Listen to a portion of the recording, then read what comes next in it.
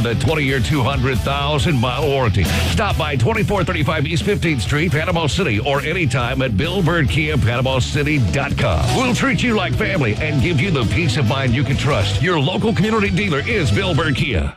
With some incredible starting pitching and a roster loaded with stars, don't ever count the Atlanta Braves out. And the first pitch to Acuna, he swings, he drives one. It's a home run by Acuna. Holy smokes! Tonight, Truist Park comes alive for Atlanta Braves baseball as Austin Riley and the Braves look for a big home win against the Chicago White Sox. Braves pregame begins at 6 o'clock after the afternoon underdogs. First pitch 6:15. You're home for the Braves on the Gulf Coast. ESPN Northwest Florida. WGSX Lynn Haven, WVLQ Port St. Joe. Powered by Panama City Toyota. And that's out of the ballpark. ESPN Northwest Florida.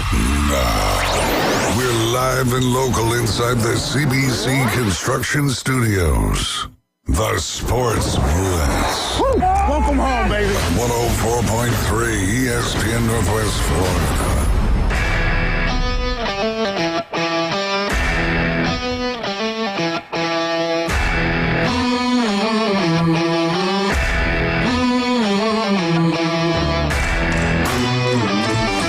That's right, you heard them correct. It is the Sports Blitz with Paul Wilson here at 104.3 ESPN Northwest Florida. New name, same opinions. We are so excited that you have joined us today here at 104.3. You know, don't forget the Red 7T's phone line, 850-215-6290. As always, on Tuesday, my man, who's been a world traveler here as of late, Jeff, is back with me. Today, you are LSU. Jeff, how you doing, Jeff? I'm doing good. It's not the same opinions. I could change my opinion at any moment. You can change Somebody can change my mind. I hope she's not too pretty, though. Oh, man. So how's that going? You still seeing someone? No. We already been telling jokes about that, especially at work. I tell them stories. They love living vicariously through me because they're all married at work. Yeah. You know? Well, I'm not going to ask you to give us any stories, but can you give us the update? So you are single. Is that what you're trying to tell me? I was just seeing that one girl. And I told the joke that, she lasted 11 days. And everybody laughed. Oh, man. Everybody laughed, because they know, Yeah, well, the Brewers had a longer winning streak than you did. Oh, my God. There you go. And as always, Bone Crusher is in the building. How you doing, Bone Crusher? Dude, I'm at the grocery store, and the lady in front of me is on her phone while the cashier is scanning. I just want to tell people, if you're not bagging while the cashier is scanning, I'm judging you. Oh, yes. I always do my own bagging because sometimes you don't know what you're going to get. You might have batteries and body wash in there with your hot dogs, so I don't really ever know what they're going to put them in there. I don't think I ever told you about the story right over here at Publix. Come on. I went up in that line, and I put my stuff up on the conveyor belt. And the lady says, "You're single." And I'm like, where in the world? I never met this lady ever in my whole entire life. Come on. And I looked at her and said, "How did you know that?" And she points down, and I had, you might know where I'm going. I had bananas, apples, eggs, milk, and then about, 9 frozen dinners. Oh, yeah. That was a sign right there of a single man right there. Yep. So and yeah, she called me out, and I looked down, I started laughing and all that. Yeah, we're gonna start calling you Hungry Man, Jeff. Well, I mean, they're so easy and they're inexpensive. You get, I don't want to say you get the healthy choice ones, but healthier ones, Yeah. And bring them to work. You have a microwave, and boom, Yeah. quick. Yeah, I've done a few of those, but I haven't really been big into those too much. I don't know. It's just never been my cup of tea. But if I balance it out with like a banana, apple, eggs, boiled eggs. Yeah. Good boom, to go. Everybody always says it's a balance, Yeah. So how was your trip? Did you enjoy yourself? Did you get to do any things that you want to tell us about? Maybe something. Did you eat anything good? Oh, yeah. Tell me that. Come on. I mean, it sounds weird. I don't always order the... Well, you just told us that you eat a bunch of Hungry Man, so... Yeah. Go ahead and tell us I went to a this. restaurant in Louisiana, and my brother kind of looked over at it and like, oh, wow, that looks good. It's a country fried steak po' boy. Yeah, that don't even sound good. No. It's good, man.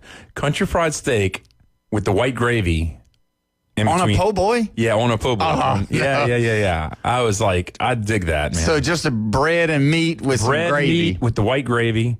No lettuce, tomatoes, or pickles, or nothing like that. Onions and nothing like that. And I just hounded down. And they had that at like a No, there's a restaurant. Louisiana? It's a Louisiana restaurant that has it. They've been having it for as long as I've probably been living.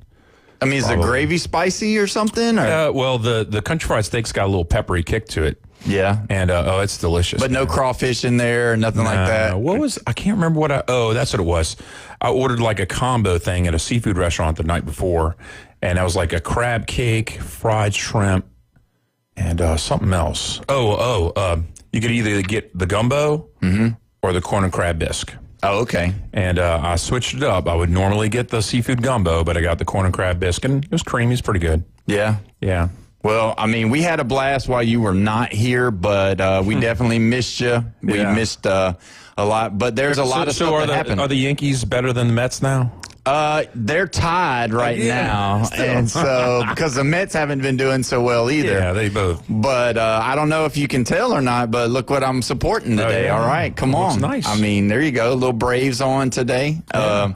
We won't be talking much about them. Although, if you look at what Michael Harris Jr. went 4 for 4 last night with a home run, the dude is raking at the plate. He's just, I mean, and you remember, I have to go back on my words. Oh yeah. Remember, he was one of the ones that I said that we should trade him right now or as soon as possible. But now he looks like he's going to be a cornerstone. And I know less than you in baseball. And I said, no, I think you just slow and steady the ship and hope that these guys will turn back to form. Because sometimes that's what happens, you know. You can't go off the deep end. I mean, look, I have LSU friends that coach loses one game. Oh, he's the worst, you know, fire him and everything. And I have, a few friends like that. And it's like, whoa, slow down, man. Because they were calling for Coach O's job before the national championship, you know? Yeah. Not that year, the year before. Yeah, I remember. Like, just slow down, man. But, I mean, if you look at it, he went after the national championship. So, you know what I mean? Yeah, he dove after that. Yeah, so that was real bad. So they were real big into that. Yeah, did you hear that he is talking about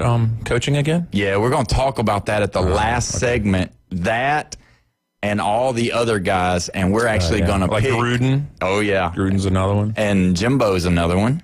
Oh, Jimbo Fisher. Okay. So there's going to be a lot of that coming at the end. We're going to have Taylor Devers on Chop Chat here today too, and we're going to see what he thinks about that. And then we got a lot of SEC news that I wanted to break at the end, and we're going to have some fun with it because there's some hilarious stuff going on in the SEC today. But getting to some of this NFL news before Taylor gets on with us. I don't know if you heard it, but if you remember, I told you Daniel Jones was going to be the starting quarterback for the Indianapolis Colts. And today, my friend, they announced him not for the first game, but they said Daniel Jones is our quarterback for the season. And so for the season? For the season. Oh, that's even bigger than the first game. Yes. So they said for the season. Change, you know? It's liable to change if he does bad or if he gets hurt, obviously. But, you know, our guy, Anthony Richardson, it just shows that they do not have any confidence in him going forward. That. Yeah, so, I mean, he must not. It's sad. I mean, were you pulling for him, Anthony Richardson? No, I wasn't. No? What about Hendon Hooker? I mean, Hendon Hooker had the opportunity to be the starter after Goff ran his course, but you know, it doesn't look very good for him either. So, but looking at what Daniel Jones, you know, it's always one of those things when you look at a quarterback going into a system. It's always whether or not, number one, the coach believes in him. Number two, if the system fits his style of play. Yeah. And I believe the Giants was just a debacle, not because Daniel Jones is a bad quarterback, but because it wasn't the right fit, it wasn't the right system, and obviously Brian Daboll just didn't like the guy. So what's the excuse with Aaron Rodgers and the Jets? Not right fit. Just not a fit. Just not a good fit. So, but when you look at what Brian Daboll has said about Jackson Dart, when you look at what Brian Daboll has said about Wilson, he never was that positive about Daniel Jones. So I don't know. You know how how it is. They're both high A guys, because to be an NFL quarterback, you got to be high A type of leadership personality, and to be a head coach, you got to be some type of high A personality. So I believe that their personalities probably didn't work out either. I think, sure, vast majority, above 80% of the quarterbacks do. I think that there's exceptions to the rule, like Eli Manning.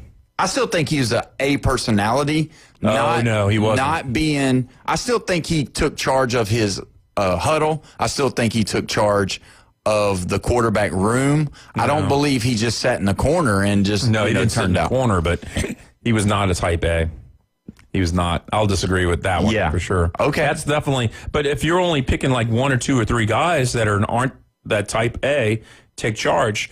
You're right. For the most part, type A's work out in that position. Yeah, and that's where you have to be able to get along, because there's times where you're going to disagree with the call. There's going to be times that you disagree, and they're going to disagree with you on what you audibled out of. They might have had something called that they wanted. They send you to the huddle with 2, sometimes 3, depending on how cerebral you are. Yeah. And then you get up there and change it, and it doesn't work. And it could tick a coach off, especially like a coach that's an offensive-minded coach, like a McVay, like a Reed, like a Brian Daboll. Those type of guys, you never know. So what was a bigger shock to you?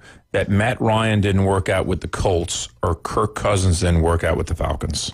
I would say that Matt Ryan didn't work out with the Colts just because I thought he was one of those guys that's like he could just put him anywhere and that, he was good where he was at. But when you look at Matt Ryan now, it makes you wonder. Obviously, that was a bad fit or didn't work out. Yeah. But it makes you wonder if he was a product of his environment, having Julio and what was the other guy that was there? He ended up Rodney. Gosh, I can't remember what his name. We'll have to look him up. Yeah. But he was another good wide receiver. He had 2 good wide receivers, and don't forget, he had Tony Gonzalez that he was throwing to as tight end. So he had a stacked wide receiver core / tight end core. So this is where I think that some quarterbacks make a bad decision when they decide to leave on their own accord. Like, I kind of appreciate the fact that Phillip Rivers didn't test the water other places and just, retired as a Charger. Well, he thought about it, though, because they even come to him because he's coaching over in Alabama now. His son's actually a 4-star recruit right now, I think. Really? A possibility of a 5-star. Wow. Yeah, he's spinning it pretty good over there. Where is that, Central Alabama? It's over in Baldwin County. He's in Baldwin County. So coastal. So, but he's a head coach over there, and I can't recall what the name of the school is, but either way, they had interviewed him at their preseason thing that they do for high school football, and he did mention that he was really, really close to going back and playing for Indianapolis, and that he had really thought about it, but he's decided that he was going to stay as back for coaching. Indianapolis. No, not for Indianapolis. You're talking about Phillip Rivers? Yeah, his name was mentioned in bringing him over to Indianapolis before Matt Ryan came.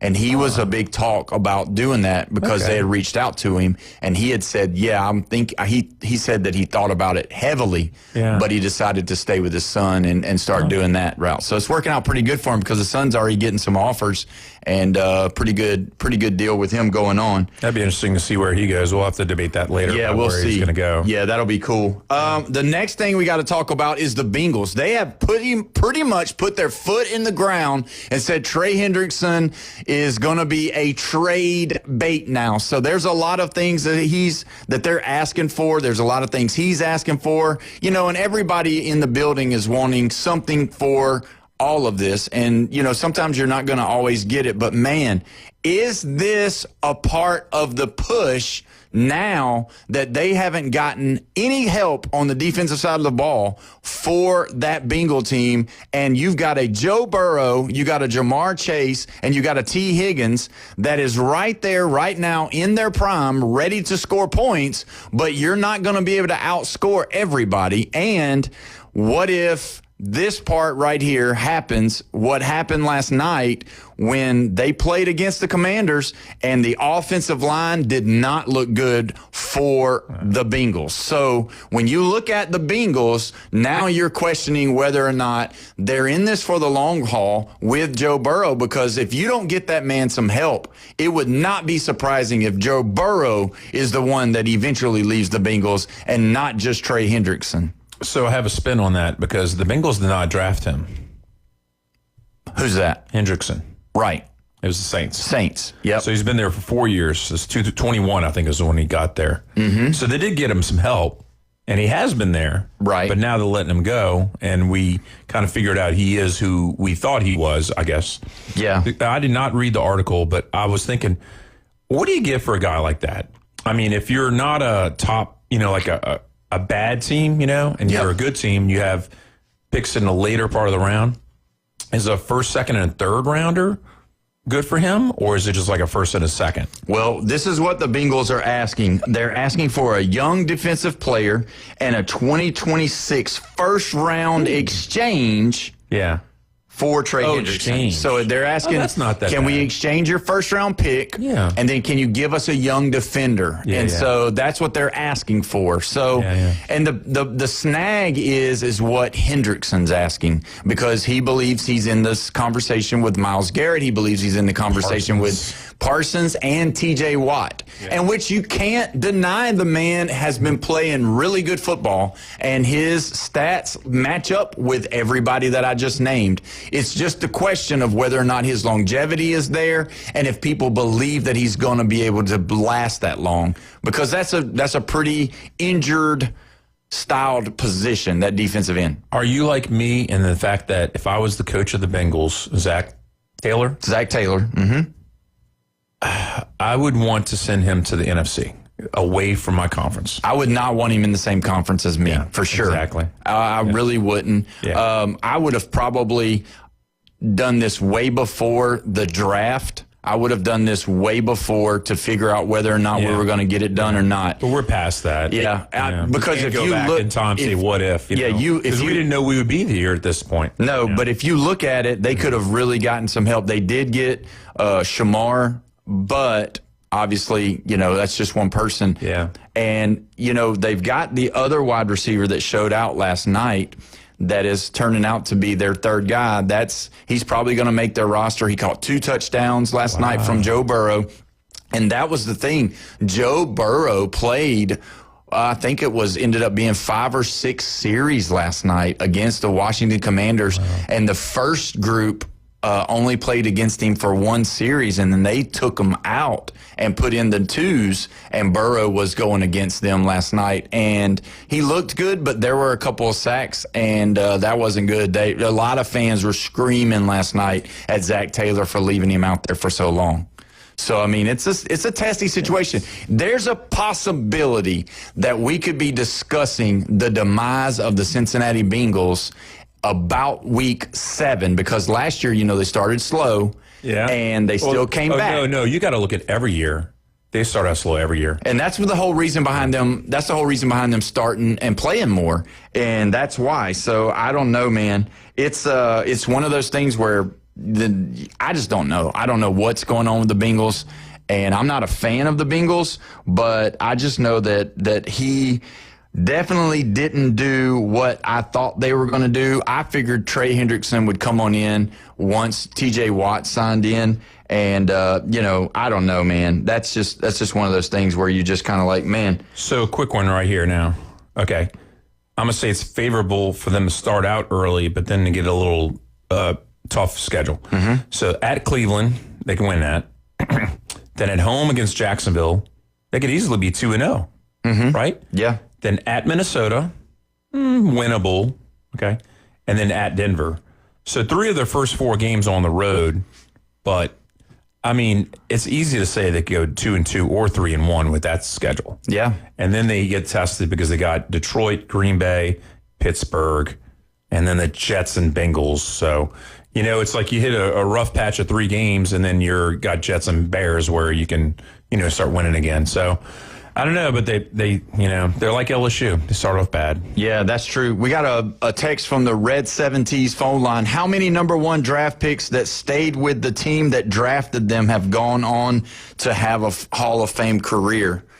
That's a pretty good question that I definitely can't. Majority of the Hall of Fame stuck with their team if they were a first rounder. Yeah. Yeah. We'll have to look that one up and make sure. Because I'm trying to remember what that stat was that came up. There was a stat where it said the best value. No, was it the most wins? Oh, no. It's the biggest earnings.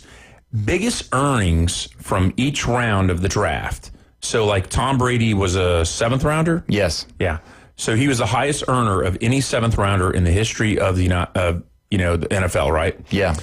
Every single round, and even the undrafted, which was Tony Romo, made the most amount of money during their career, except for one guy, and it was a fourth or fifth round, and I don't remember who it was, but it was a wide receiver. Really? Yeah. And so usually quarterbacks every round. So usually you think that, based off of what you've looked at over the years, that the first round draft picks usually stay with their team that make the Hall of Fame. That's what you're saying. Yeah. Because that was the question. Of course there are exceptions, but I'm definitely thinking, if I were to guess, I would say it'd be around 25, maybe 30%, up in that range of people sticking with their team.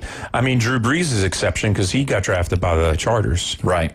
Yeah. Right? But I don't think he was in the first round, though. No, he's a second rounder. And you know what?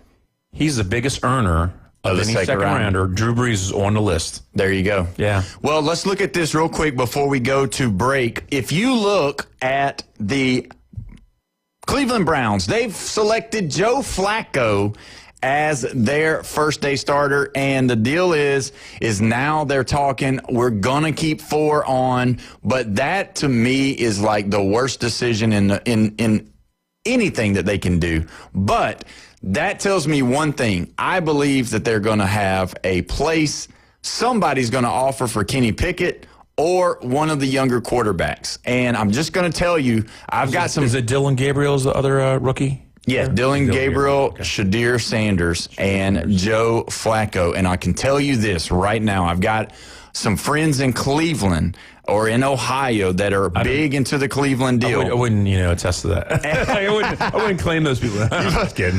But I'm telling you this. They want Shadir Sanders. Almost all of the fans there are pushing, are crying, are screaming for Shadir Sanders. They're ordering jerseys. They're doing everything they can. They want him. And the thing is, let me just open this up a little bit. This is my show, so I can be opinionated about it. Even if Shadir Sanders is your starting quarterback, I don't see him being like great enough to win them ball games. I just don't. I don't see, if you can't beat out Joe Flacco as a rookie, obviously Joe Flacco's got a huge amount of experience. I understand his pedigree. I get it.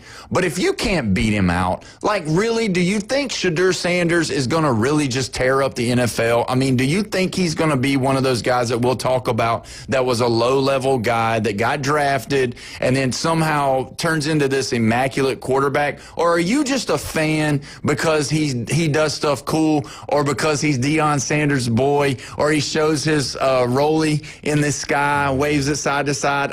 Come on. And you know who else used to do the rollies in the sky and wave them side to side? P. Diddy did. So P. Diddy, it ain't looking too good for him, and as of right now, it's not looking too good for Shadir Sanders either. Well, the problem, I think, is he gets big in his head. It's that type of personality that just thinks that they're all that. And so the problem with you saying, can he beat out Joe Flacco? Well, of course he can as a rookie, but if they give him 2 or 3 years, then he's able to beat out a person like Joe Flacco. Peyton Manning went, 3-13 his first year? Yeah. It was bad. And then he started turning it up afterwards, Right. They started getting him people to help, and then they started building the offensive line. And then they started winning the division, and then they were losing in the first round every year. Yep. Every year. And then Mora was gone, and then they got Dungy, right? Yes. And then he knew he had to leave some in the tank for the playoffs, because what he was doing, he was killing himself for 16 games, and then he had nothing left in his tank for the playoffs. And then, and then he broke through. and he made he made 3 Super Bowls because he won 2. No. Yeah.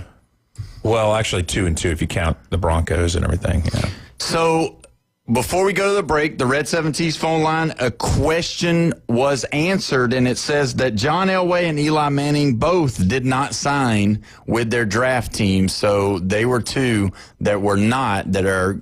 Eli's going to be a Hall of Famer.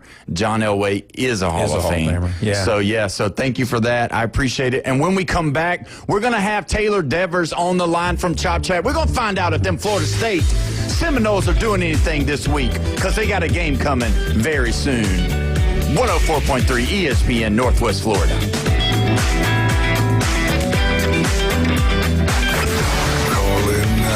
This is Touchstone service. The Red 70s studio line is open. Demonstrate how to make a call with your dial telephone. 850-215-6290. Weather in the Panhandle never stops. Turn to 104.3 ESPN Northwest Florida. This is Joanna with your latest forecast. Up to the minute weather reports all day long. A chance of thunderstorms and moderate rain. In-depth storm coverage. Winter Storm Enzo. And breaking weather as it happens. Hurricane Helene. ESPN Northwest Florida. We do have a tropical storm warning. Rely on it. Good afternoon. This is Joanna with your weather forecast from ESPN Northwest Florida on this Tuesday. Likely thunderstorms and some clouds the rest of the day with a wind around 9 miles per hour coming out of the south-southeast and 91.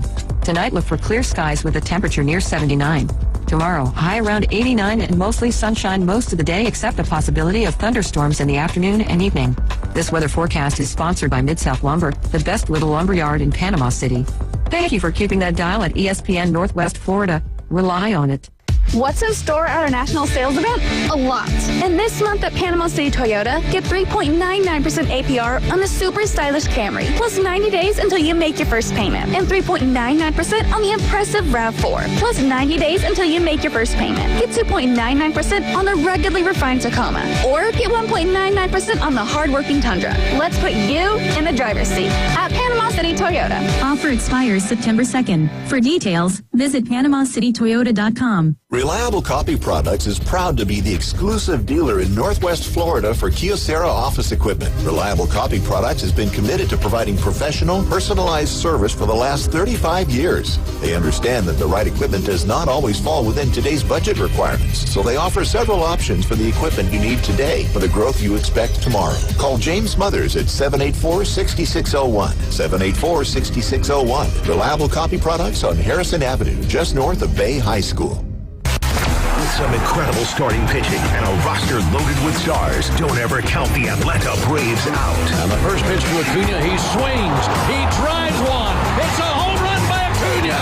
Holy smokes! Tonight, Truist Park comes alive for Atlanta Braves baseball as Austin Riley and the Braves look for a big home win against the Chicago White Sox. Braves pregame begins at 6 o'clock after the afternoon underdogs. First pitch 6:15. You're home for the Braves on the Gulf Coast. ESPN Northwest Florida. Now, we're live and local inside the CBC Construction Studios.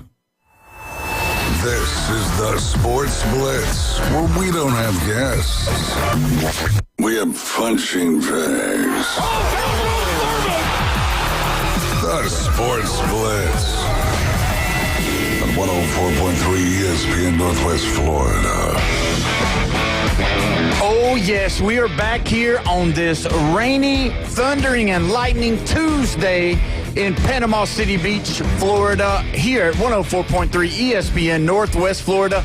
We also want to give a big shout out to our folks and our listeners over in the Destin, Sandestin, and Santa Rosa area. We won't forget about you. Also, don't forget, your high school baseball coach will be coming on the show very, very soon, so be listening for that as well. Just want to throw that in there for you guys.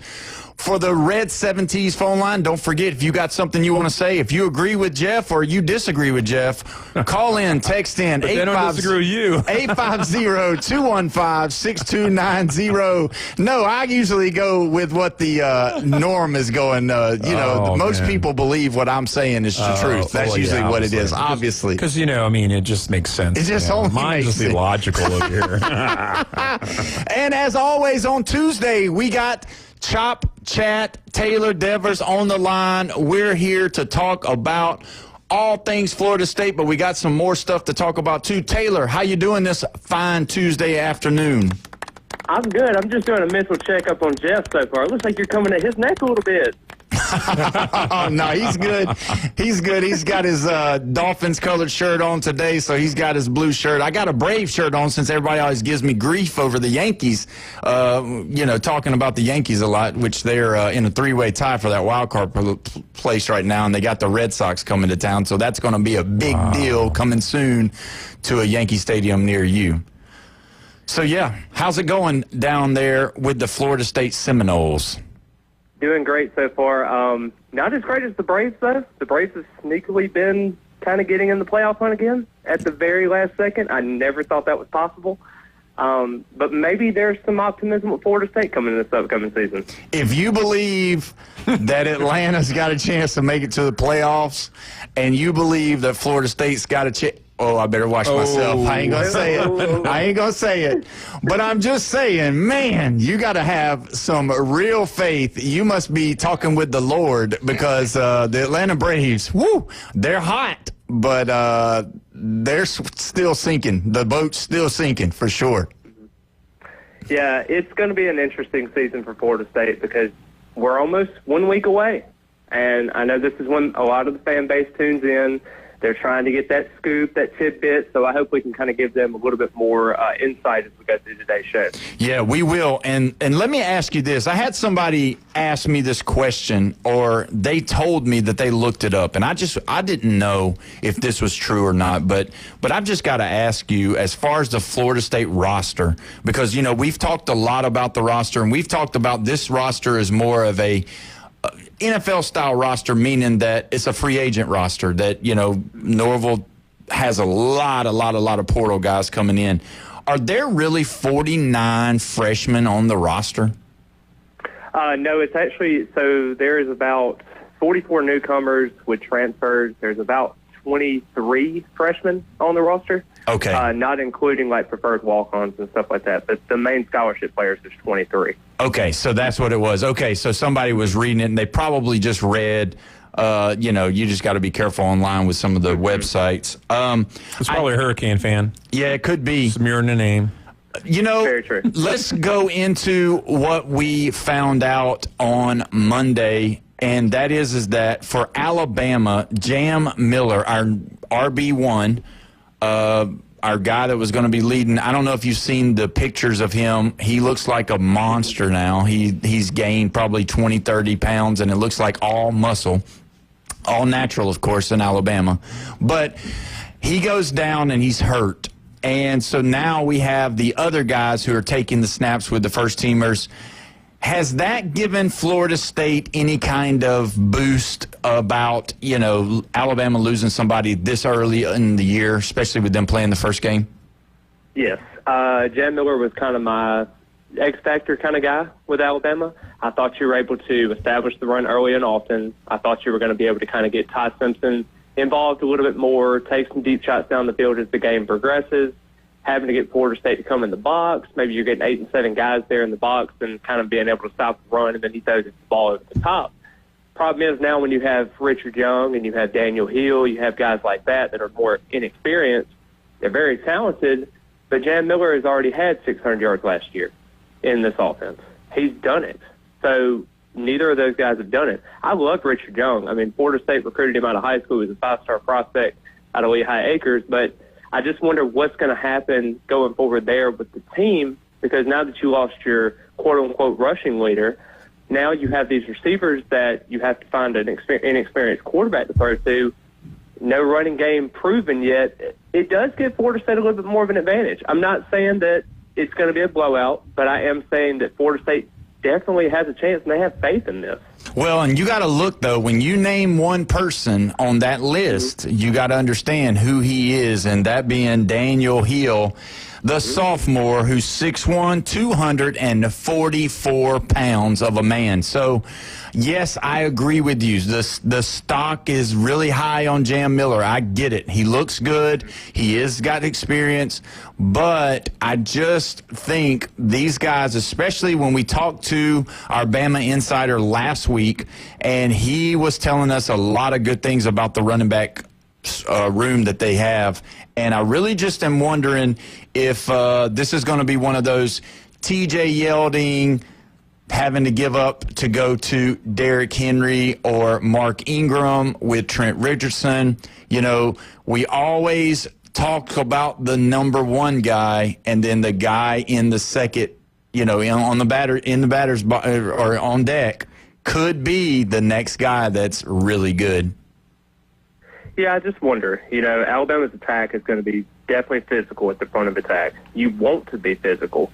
You got a Florida State team that has a couple of defenders that you really don't know what to expect from. I like Elijah Herring. He's at 140 total tackles in his last 2 years. But what will he be at Florida State? You know, you got guys like Darrell Jackson. They love. I mean, he's 6'5", 340 pounds. I mean, the guy's an absolute tank. But can he be able to do it? Nick Saban talked about last year having the best defensive line in the country. We saw how that was. Florida State's season went down the wayside. Can they be able to stop the run early and often? Can you be able to force Ty Simpson to throw in a 3rd and 8, 3rd and 9 type of situation? It's going to be something I'm really, really watching. Well, I called Coach Saban last week, and I told him that when he goes on game day for the first week, that he needs to tell everybody that Florida State looks as good as there is in the whole country, and so that we can have the same Florida State team show up that was there last year, just so you know.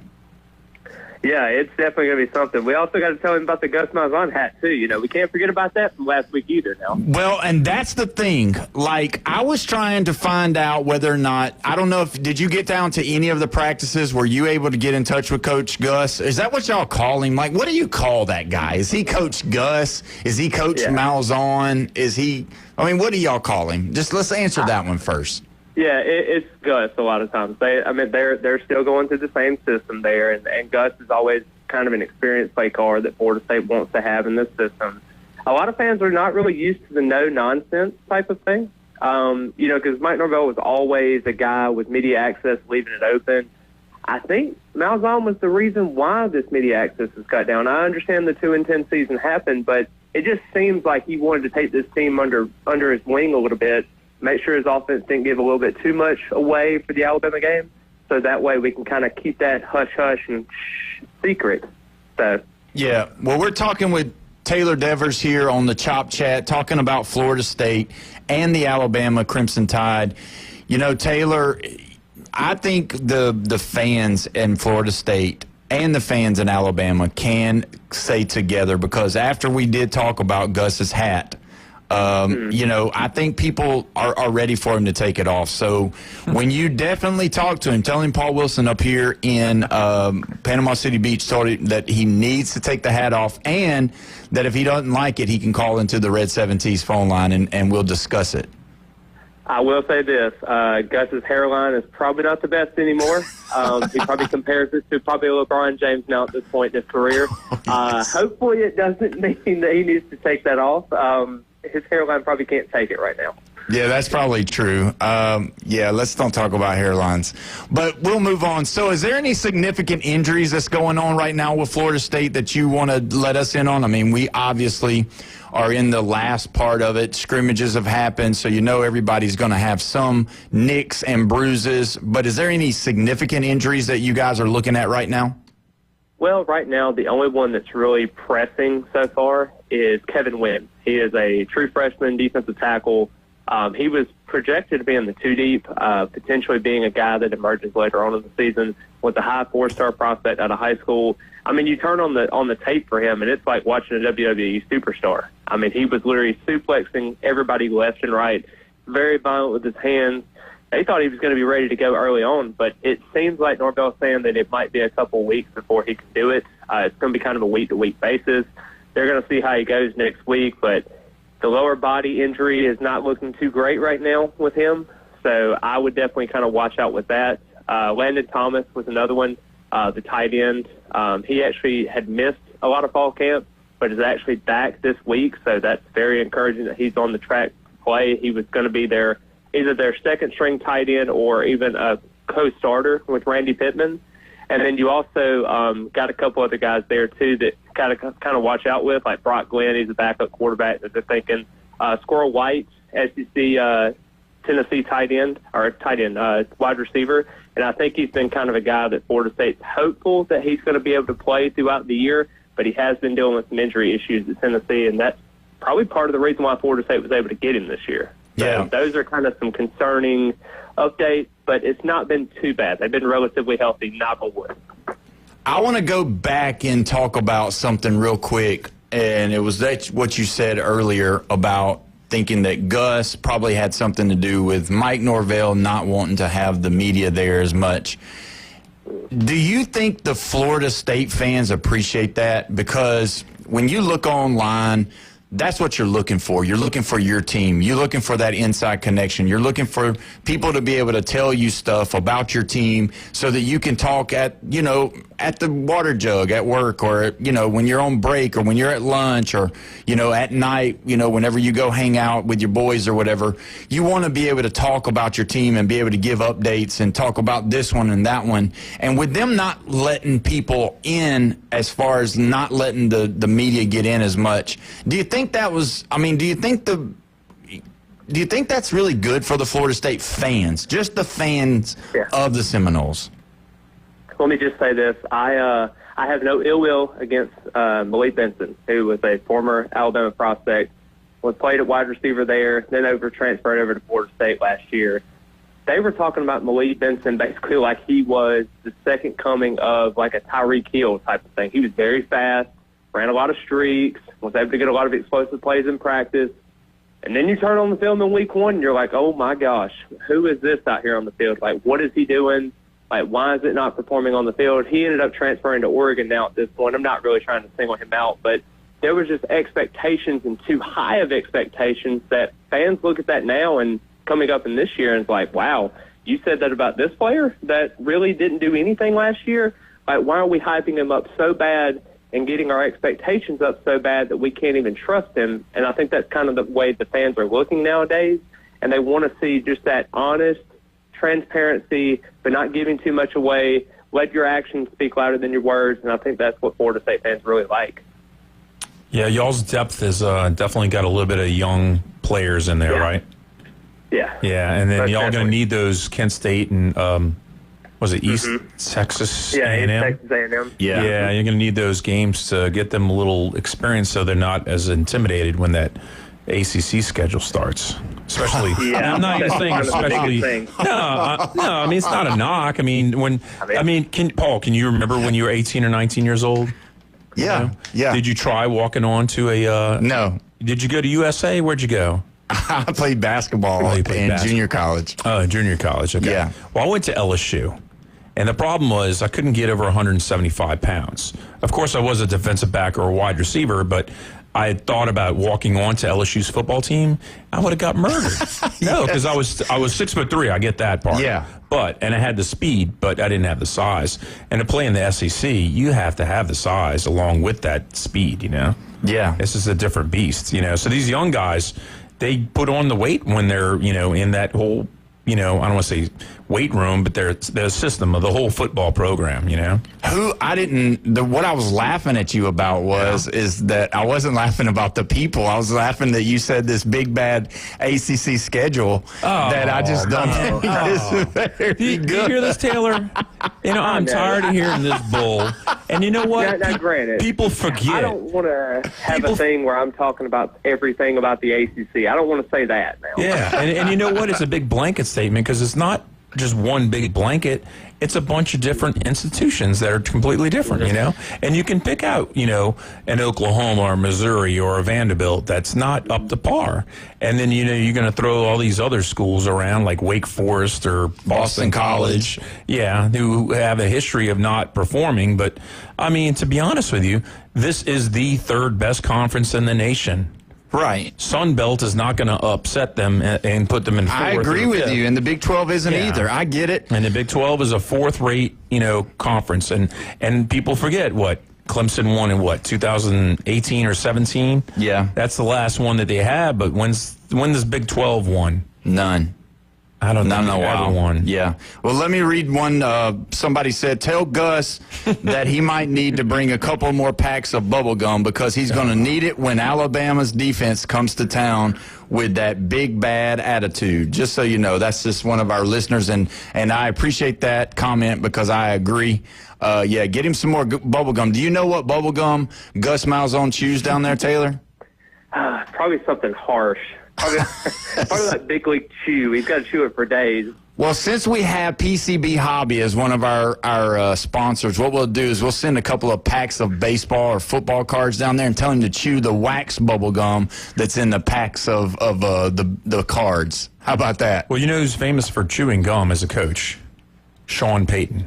Yeah, he does. His favorite, he came out and said this, his favorite gum is Juicy Fruit.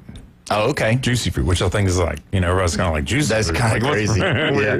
But who would probably talk about it for, if he was still living, 10 to 15 minutes would be Mike Leach. If you asked him about bubblegum, he'd go on and on about it because his philosophy, his philosophy was so deep. He would think about everything in life, and he could just talk about anything. All right, so we got a caller real quick on the Red 7T's phone line. We've got Luke. And it looks like he's from Panama City, and his Auburn's under the bottom. Luke, are you with me? What's up, man? Hey, how you doing? Good. How you guys doing? Doing real good. Now, I see Auburn, so are you excited to know that Gus Malzahn is not with the Auburn Tigers this year? Man, I've been excited Gus isn't with the Auburn Tigers for a few years, Yeah. There's some big news coming out of Auburn today. They've decided to go ahead and nominate themselves as national champions for 7 of the years that they were not declared national champions. So how do you feel about that, being a big Auburn fan? Dude, growing up, I grew up in Alabama, surrounded by Alabama fans, and so it was hard. Alabama's been pretty dominant since 2009, And about the only thing we had over Alabama was at least we could say, man, we're not like these goofy Bamers that claim all these national championships. And, here we are. Yeah. So today they've done it. Yesterday they retired Cam Newton's jersey. So, this is a big week for Auburn Tiger football. And, The thing that kind of gets me the most about the Auburn Tigers declaring themselves national championships is that they're going to have to go back and give out all the rings to all the former players. So how do you feel about that one? Well, they're gonna have to dig some up because some of them are dead. It's true, because I think what was the earliest one? 1910, I believe they declared 1913. So yeah, that's what's crazy. So. I don't know if you heard about that, Taylor, but, yeah, the Auburn Tigers. So maybe if you're down there when you're at practice, you could tell Gus, hey, Gus, you probably got a national championship ring coming in the mail. Oh, that would be great. Temu is probably where they get that ring from. Well, Luke, thank you for calling. I appreciate it. We're going to have to take our next break. And when we come back, we're going to discuss a little bit more Florida State and a lot more college football here at 104.3 ESPN Northwest Florida.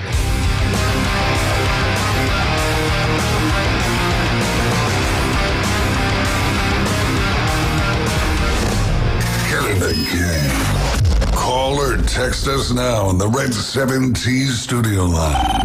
850-215-6290. ESPN Northwest Florida. The Dan Patrick Show. And the first player to win 5 straight times on the PGA Tour in consecutive years since Tiger Woods back in 06 and 07. And I know it sounds blasphemous to say, put Scottie Scheffler and Tiger Woods in the same conversation. If you're looking at Tiger at his Tiger-ish, Scottie is at least close. It's the Dan Patrick Show, weekday mornings from 9 till 11. ESPN Northwest Florida. Good afternoon. This is Joanna with your weather forecast from ESPN Northwest Florida on this Tuesday. Likely thunderstorms and some clouds the rest of the day with a wind around 9 miles per hour coming out of the south-southeast and 91. Tonight, look for clear skies with a temperature near 79. Tomorrow, high around 89 and mostly sunshine most of the day except the possibility of thunderstorms in the afternoon and evening. This weather forecast is sponsored by Mid-South Lumber, the best little lumber yard in Panama City. Thank you for keeping that dial at ESPN Northwest Florida. Rely on it. Great design is timeless, and that's why Tracy's Fine Jewelry inside Coin and Bullion Reserves offers a stunning selection of vintage, antique, estate jewelry on sale now at 40% off. Exquisite Victorian rings, Art Deco diamond brooches, Georgian and Art Deco bracelets, earrings, and pendants. These one-of-a-kind pieces add personality to any ensemble, and now at 40% off. Find your timeless treasure at Tracy's Fine Jewelry inside Coin and Bullion Reserves. Get ready to connect. ESPN Northwest Florida is thrilled to introduce the newest rock stars to the Panama City Beach Chamber of Commerce. Welcome to the Beach Chamber. K Marines Construction, D.R. Horton, America's Builder, Colonial East, Griffiths Group at eXp Realty, and nonvaluation.ai. We're here to champion your success and connect you with this amazing community. Congratulations from ESPN Northwest Florida. And the Panama City Beach Chamber of Commerce, reaching Bay County and beyond. With some incredible starting pitching and a roster loaded with stars, don't ever count the Atlanta Braves out. And the first pitch to Acuna, he swings, he drives one. It's a home run by Acuna. Holy smokes! Tonight, Truist Park comes alive for Atlanta Braves baseball as Austin Riley and the Braves look for a big home win against the Chicago White Sox. Braves pregame begins at 6 o'clock after the afternoon underdogs. First pitch 6:15. Your home for the Braves on the Gulf Coast, ESPN Northwest Florida. Broadcasting from the CBC Construction Studios. The new Sports Blitz. Oh, yeah! Rants, hot takes, and huge reactions are incoming on 104.3 ESPN Northwest Florida. That's right, you heard it. The Sports Blitz here on 104.3 ESPN Northwest Florida. We are here. We're having a blast. We're talking with Taylor of Chop Chat. And you know what? We've got the Red 70s phone line, 850-215-6290. Call in, text in. Anything you want to talk about, we got you right here. And I just have to go back, Taylor, and talk about this monstrosity that we had right before the break, and we were talking about the Auburn Tigers. But what I want to say is that, you know, if somehow, some way, if you want to talk about the ACC, and I get it, we don't want to give them too much talk here on this show that I would call a pro-SEC show. But if you listen to some of the statistics and you know that the ACC in the last 10 years, has had more national championships than the Big Ten. No, it's the same. It's the same number? Yeah, Clemson has 2, and Ohio State and Michigan both have 1, and then the other 6 are SEC. Yeah. So in the last 10 years, we're talking about same level of success because, you know, in the end, it's all about a national championship. Yeah. You know? And actually, I think they've been in more finals because Ohio State's been in 1 final where they lost. Yep. Clemson's lost 3 maybe? Because they might have lost twice to Bama and then once to LSU. Yeah. Yeah. Wow. So, yeah, and that's, if you go back even further, 15 years, then you're probably going to be. You get the Florida State and Ohio State, which makes it equal again. So they're pretty much, you know, the last 22 years maybe, we'll say, 23 years, they're pretty much even. Because Miami in 01 was not a part of the ACC. Right. So that doesn't count. That doesn't count. They're still not part of the ACC. So kicked them out already. Man, already let them go. Well, I tell you what, if you lose Miami to the SEC and if you lose Clemson to the SEC, wow, what you got? Let me ask Taylor a question. So you got 15 teams now because you got SMU, Stanford, and Cal, right? Yes. You go ahead and kick out one. Go ahead, just give me a name. Yeah, kick out one of those. Just one of them. Let me just say this. It was one of the worst decisions that the ACC has ever made in terms of adding Cal and Stanford. I don't even mind the SMU thing because it's still a market you probably needed to add. There's no sense in being able to add 2 teams that generate no revenue to the conference. They took a pay cut to join the conference. What does it do? Like, what? All it does is give teams headaches to have to travel all the way over there. Like Florida State's got to play Stanford about the middle of October, and you got to travel all the way over there. I mean, it's just pointless. It's relevance. They just want to be in the conversation because nobody wants to be like Oklahoma State. I don't even know. Like TCU even jumped when they had to jump from Mountain West over to the Big 12. Yeah, but nobody wants to be like Oklahoma State. Oklahoma State was trying to be a relevant football program, and Oklahoma and Texas left them. Yeah, and now they're sitting with the bag. Yeah, and Oregon State, the Beavers. I mean, without Washington and Oregon, I mean, they might as well be Washington State because they're stuck with them. They're brother and sisters now. Yeah, that's stuck it. with each other. Well, hey. Yeah, go ahead, I can't Taylor. really hate the California pickup, though, because guess what? Florida State went 2-10 last year, and you know what one of their 2 wins was? California. Yeah. So, I mean, it's something Auburn couldn't do last year, and if you want to go SEC-based, since the ACC's so bad. But, it just besides the point. I don't want to bring up a Cal-Bear show, but, that's part of the ACC now, I guess. Now, realignment, man, I always take an opinion on this stuff. And when Texas State jetted to go to the new Pac-8 or Pac-10 or whatever they're trying to end up being eventually, they let Louisiana Tech in. And let me tell you, I'm from Louisiana, so this is going to sound completely unbiased on this. I didn't want Tech in the Sun Belt. I wanted Middle Tennessee State. And I said, if you don't get Middle Tennessee State, you need to get a Florida or a Texas team. Hands down, because you're losing Texas State and you don't have a Florida team. And your name's Sun Belt.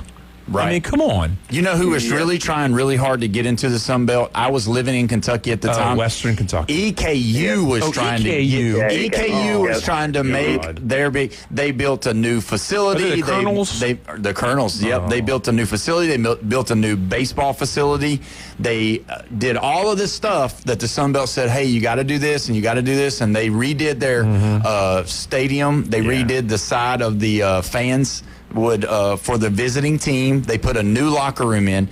Crazy thing, they put a new locker room in on the visiting side, and then that was their home locker room that would go underneath the stadium to go across the old stadium. So that's who was trying to get in, EKU. So Taylor, we're kicking out Cal and Stanford. Okay, we're kicking out Cal and Stanford, but we can't have an odd number. So we got SMU. Do you go with a Memphis or? I had not going Memphis. I actually originally thought this out beforehand. I thought of James Madison should have been JMU fit there. Yeah, it's Atlantic Coast Conference. I mean, it's a rising program that, while they're not a high-powered name per se, they are more so getting up in the ranks a little bit more. They're more. I actually have them as my Group of 5 champion and actually going to the playoffs this year. I actually think that roster is really good. But I think they would be beneficial in the ACC. They would be more beneficial than Wake Forest. I hate to throw a Wake Forest shot out there, but Wake Forest, I mean, they're not that good of a program. The home of Tim Duncan and the baseball that Wake Forest brings to the conference. I can't believe you would say that to pull out. Yeah, Chris Paul, Tim Duncan. If you're here on vacation and you want to tell Taylor that's a bad decision, just call in on the Red 7T's phone line. But we are going to take our next break for the top of the hour, and when we come back, we're going to discuss a lot more of this. You're listening to the Sports Blitz here at 104.3 ESPN Northwest Florida.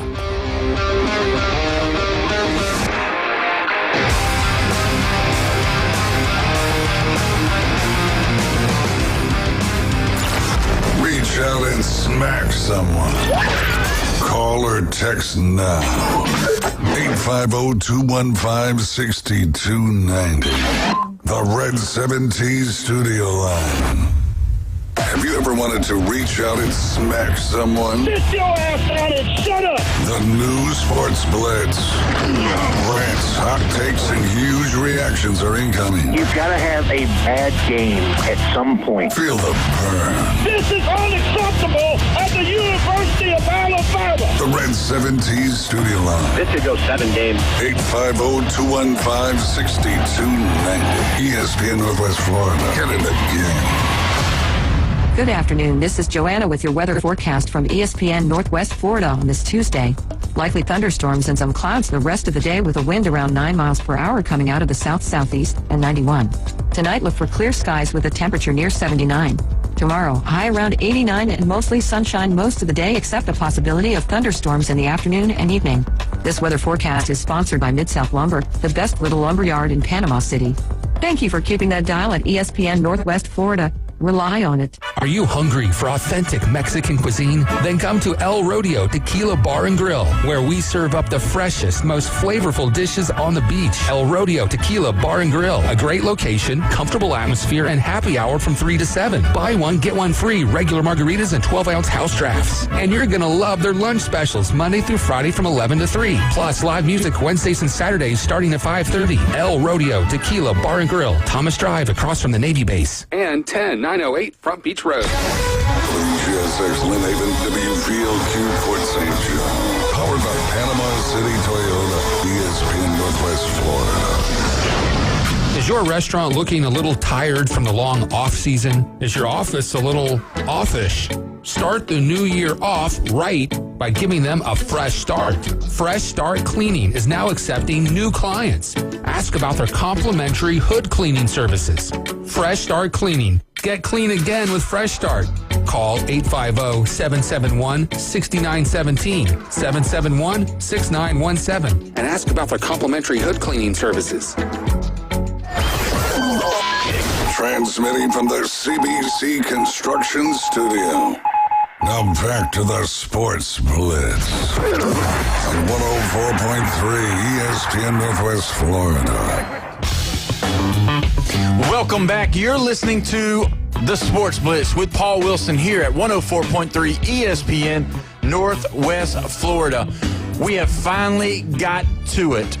It is the 5 o'clock hour. We are getting you out of work, in your vehicle, turning on the radio, and what else do you want to listen to? You want to listen to an SEC guy tell an ACC guy that your conference isn't that great, and I don't know what we're going to do, but we're going to talk a little bit more. We got Taylor Devers here from Chop Chat.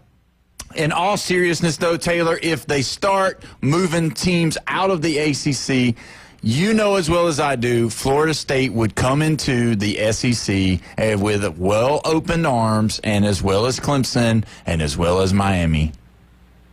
Yeah, I do think that could be a possibility. I know the Big Ten is still kind of up in arms right now with Florida State.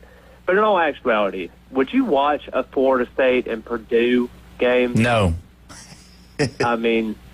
Would you watch a Florida State and Indiana? I know Indiana had a great season last year, but an Indiana game. No. Realistically. Minnesota. Minnesota, Northwestern. The list goes on and on and on and on. Some of those teams can't really compete. And I know that Jeff had talked about earlier about the Middle Tennessee State aspect there, about basically back in their time trying to move to different conferences and everything. But did y'all see about Middle Tennessee State with removing keeping their traditional jerseys and removing those alternate jerseys for more NIL money? Oh, really? No, I didn't see that. See that one.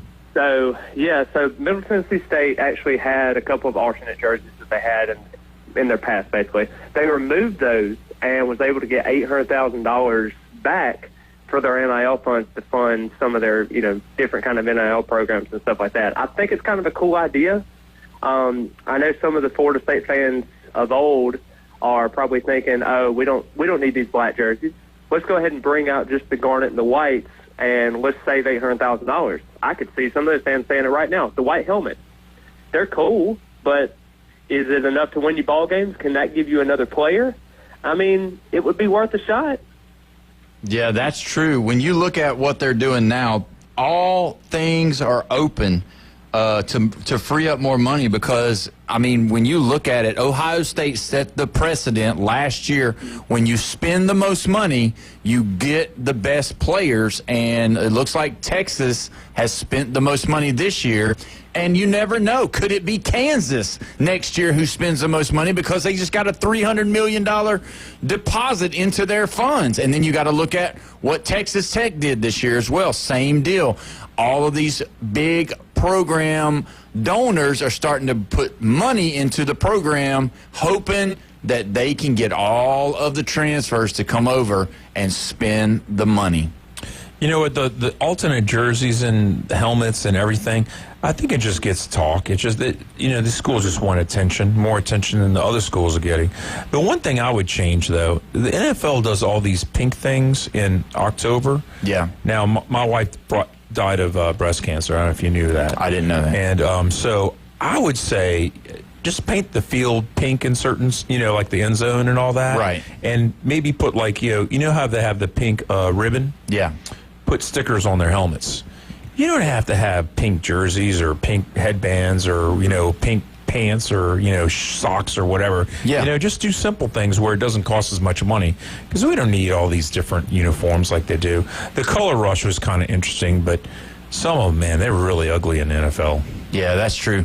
Now, that's something that a lot of the NFL is doing. I do see that eventually being something that comes. And, you can see some of the teams, Oregon being the team that kind of leads in that, but he's got the Nike. They've got the Nike money. So when you look at it, it's just like Kentucky. When we were there, they did the chrome helmets. Those were really cool. Do you like those mirrors? I liked them. I mean, it was cool. When you would watch the game, you couldn't see their helmets as much because it was just like a bunch of flashes going on out there with the chrome, especially when the lights would hit it. So that was something that was kind of cool. So let's look at it real quick, Taylor, a little bit more about these Florida State Seminoles. When you look at the running back room, because, Gus is always, with his offense, he's got to have a good running back. Who's the guy? I know we've talked about a few, and you've given names, but give us the name of the guy. Who's the guy that's going to be getting the bulk of the carries for the Seminoles? It's going to be Usman Chroma. He is a true freshman running back. He is an absolute superstar. And I know you're saying, oh, man, it's a true freshman. Oh, blah, blah, blah, blah, blah. This kid is very, very, very, very talented. Years above his own, basically a man among boys. This kid is all there. I mean, it is not hype at all. This kid was a guy that Georgia wanted in their recruiting class. Florida State paid extra to get him into Tallahassee. Always loved Tallahassee. Always loved Florida State and what the coaching staff stood for. But Florida State really had to throw in a lot of money and a lot of resources to keep him in Tallahassee because the Georgia Bulldogs, they were wanting him really bad. But I think that's going to be your guy at running back number one. Where's he from? Because he's from Lee County, Georgia. He is from Georgia. So they took a kid out of Georgia to come to Florida State. So they must have threw a lot of money. Does he have an evaluation on how much money he's got coming from the NIL? They were looking at about $800,000 so far a year. Okay, so he's about $800,000, so close to $200,000 away from being a millionaire on the number of the NIL. And I'm sure if he has a good year, because Kirby talked about it. He said now you have to pay him to stay. You don't, you have to renegotiate. And we've seen that in college as well already where they go to him. Look at Nico, I'm going to leave you, how he was able to, broker his deal. Although he lost a lot of money, he brokered a deal. They didn't want to do it. Josh Heupel said no. So now he's in UCLA. So he took a pay cut. Yeah, he took a pay cut to go home. Obviously, he's from California. He's a California kid. Yeah, California's a big state. Was he even from L.A.? I don't know if he was from L.A., but they called it home. I know California's big. God. But what do you think about Tennessee's quarterback, Joey Aguilar? They just announced him being the starter. They just named him. He was a decent quarterback at App State. And when you look at the competition, you can't really – it's like apples to oranges. When you come into the SEC, I know you're ready for this, but when you come into the SEC, you can't come in there and do all of the things that he, worked. You got to be able to throw. You got to have some zip on the ball if you're going to throw it to the out, on the out route. Because if you don't throw it with zip on the ball to the out route, guess where it's going? It's going to the other end zone on a pick six because those guys are faster, they're bigger, they're stronger. Do I think that Josh Heupel is going to be able to, get this kid ready? Yeah, because he's got experience in playing the game. If he's, smart, if he can handle it, they should be okay. But because Nico, he struggled at times with that offense as well. Because Josh Heupel does have a little bit of, it's a little difficult to learn. And that was the biggest thing for him. But, yeah, I think Aguilar will be okay. We do a Tennessee segment with Tennessee Brandon on Wednesdays. And I'm curious to see what he says about Joey Aguilar coming in. The App State's two biggest games last year was Marshall, who ended up winning the conference, and I believe they hung 50 points on the Tar Heels, but they lost. Did they? Yeah, I think they lost. Yeah, okay. Yeah, they lost to the Tar Heels, but they put like 50 points on them. But to say, which I'm not sure what Tennessee's schedule looks like, but to play Alabama, Georgia, Florida. It's going to be a little different than playing Marshall. I can guarantee that. Or the Tar Heels, really. Yeah. Even the Tar Heels now have a coach that's a little bit better. Well, and I mean, when you look at like North Carolina now, they're good. They've got the old quarterback from South Alabama, and so when you look at him, obviously he had a good year last year, but it's a total different game in the ACC compared to the Sun Belt. Wouldn't you agree with that one, Taylor? I will say this. Tennessee's going to have a rude awakening in week 1. You know why? They have to play the Syracuse Orange. Oh, but they lost McCord, man. I'm just telling you, Fran Brown is a very, very good coach. He'll have his guys ready. I do like that team. I just think they have a difficult schedule. I think they can go like 6-6, 7-5. But if they get kind of a momentum early on, they get kind of an easy touchdown here and there against Tennessee, and they're feeling the pressure. I don't think that Tennessee team is beatable, or like they're not unbeatable at this point. I really do think that this Syracuse squad can make some noise. I just don't know in the longevity of the season because they don't really play, like they play tougher competition later in the year. That's a little concerning. But I think that this Tennessee roster is very much up in the air. And I definitely think Syracuse can kind of challenge them in week 1. Well, if you look at it, yesterday, Syracuse named Notre Dame transfer Steve Angela as its starting quarterback for the Orangemen. So they do have somebody that come from Notre Dame. Obviously, he didn't see the field much last year, but they do have somebody coming in that played at a bigger program, that was at the bigger games. Don't think he took any meaningful snaps, but he was a transfer from Notre Dame. So I could see that being an issue. I just think Tennessee's going to be too big, too fast, too strong up front. So I don't believe they'll have any problems with Syracuse, as well as, you know, if you said he was a guy that was coming in that has had, 20, 30 starts or something like that, maybe like Costello's, that would be a little bit more edging towards, playing better. Obviously, we'll see, but when you look at these guys when they transfer, if they didn't get a lot of playing times or a lot of snaps, that's where you're going to run into the problem with these guys seeing the fast-paced game, because the game has changed a lot. And that's the big thing about it. You can't just come from one school and just jump right into somebody else's scheme and think you're going to be just fine, because it just doesn't work. And then when you go to another conference, when you're playing against them, what I like to call the meat eaters in the SEC on the defensive line, it's going to be a tough deal. So wait, Riley Leonard was at Notre Dame for 1 year. 1 year. Yep. Sam Hartman was a transfer from Wake Forest, right? Wake Forest, yep. 1 year. 1 year. And Notre Dame just announced their starting quarterback this year. Yep, C.J. Carr, who's Lloyd Carr's grandson. Yeah. Yeah, he just he got named the quarterback today, actually, like about 5 hours ago. They're getting a lot of disrespect because, let's be honest, Notre Dame ended up in a national championship game last year. Penn State did not, but Penn State's getting all the love and Notre Dame's getting nothing. Nothing. Yeah. Nobody's... I don't even remember what they're ranked coming into the season, but I just know that nobody's giving Penn State a chance. And you know what? They're giving Penn State a chance. No, I'm talking about Notre Dame. Yeah, I'm sorry. Yeah, Notre Dame. Actually, they give them some love. They're in the coaches poll. They were ranked 5th. Wow. So they're giving. They must believe in this guy. I don't know much about C.J. Carr, but last year when you look at what he did, what Riley did.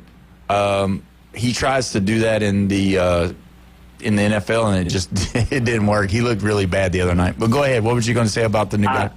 I will say with Notre Dame, their week 1 schedule, they probably have the easiest trek in week 1 with Miami. just throwing that out there. And then, with the home crowd noise that Miami's got, you could probably bring your earmuffs and you'll probably be fine, because that team's probably going to sleep. And you know how it is over there in Coral Gables.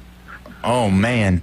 I know there will be some lighting up Facebook here very soon with that comment. So if you look at your running backs, that's good.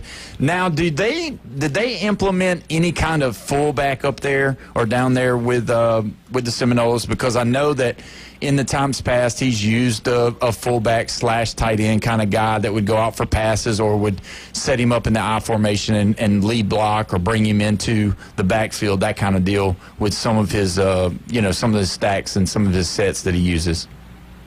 Yeah, there's not really been anybody per se. He had last year with DJ Lundy at fullback, former linebacker. He was actually a really good get for Florida State to be able to have in those goal line packages. Overall, though, you're probably going to see a Randy Pittman. He's an H-back tight end from UCF. Gus loves him. It's not going to be your traditional I formation. It's probably going to be your power shotgun type of situation there, inside run, having Pittman go up there to kind of lead block. I think it's going to be your best bet there. Yeah, and, that was the Auburn days. He would do that. He would use that mostly, but I know that UCF, he kind of changed it up. How many of those kids, you just mentioned that. I didn't really think about that question in the last time that we had you on. How many kids from UCF did he bring over with him? Do you know? It's just Randy Pittman and also Adrian Medley is the right guard, or left guard, I guess, now. Okay, so just those two are the only significant ones that he brought over? Yes, and then you had Javion Boggs, who was committed in high school to him as a wide receiver, but he actually decommitted and went to Florida State as a recruit. So he's going to be a true freshman this year. Okay, and so so that's what he did. And where's he at on the wide receiver group? He is very high. Squirrel White and also Deuce Robinson are probably going to be your top two receivers, but he has been your glorified number 3 in the slot. He's a guy that averaged, 4,000 yards in high school in his last 2 years, 45 touchdowns, and he is a dynamic kid. He comes from Cocoa, Florida, so obviously it's a very small classification, but he was Mr. Florida in 2 years in his junior and senior year. So, it's a guy Florida State really wanted in the class. Every time you say the name Squirrel, I just have to laugh. Yeah. And there's only one name that actually I laugh more at, and that's General Booty. Have you heard this guy, General Booty? No. Yeah, there's a guy. His first name is General. And his last name is Booty. General Booty. There's another guy that's getting a lot of talk online, and we're obviously not going to say the name. Oh, it's over the K? Yeah. He's a basketball player, and we're probably not going to go that route. But these names are crazy. So now Florida State, y'all have had wide right, 1, 2, 3. Wide left, 1 and 2. I can't even count. How many bad things. Now, your confidence in your special teams this year is maybe the best since Janikowski, maybe? I'll say this. Brian Fitzgerald and Alex Mastromano, they were both the specialists last year for Florida State. Performed probably the best I have ever seen in probably the last 10 years with Florida State, since probably Roberto Aguayo was back in his 2013 years. But overall, this year they got Jake Weinberg at kicker. He's a redshirt freshman. And then you got Matt Schmento, who is also a junior at punter.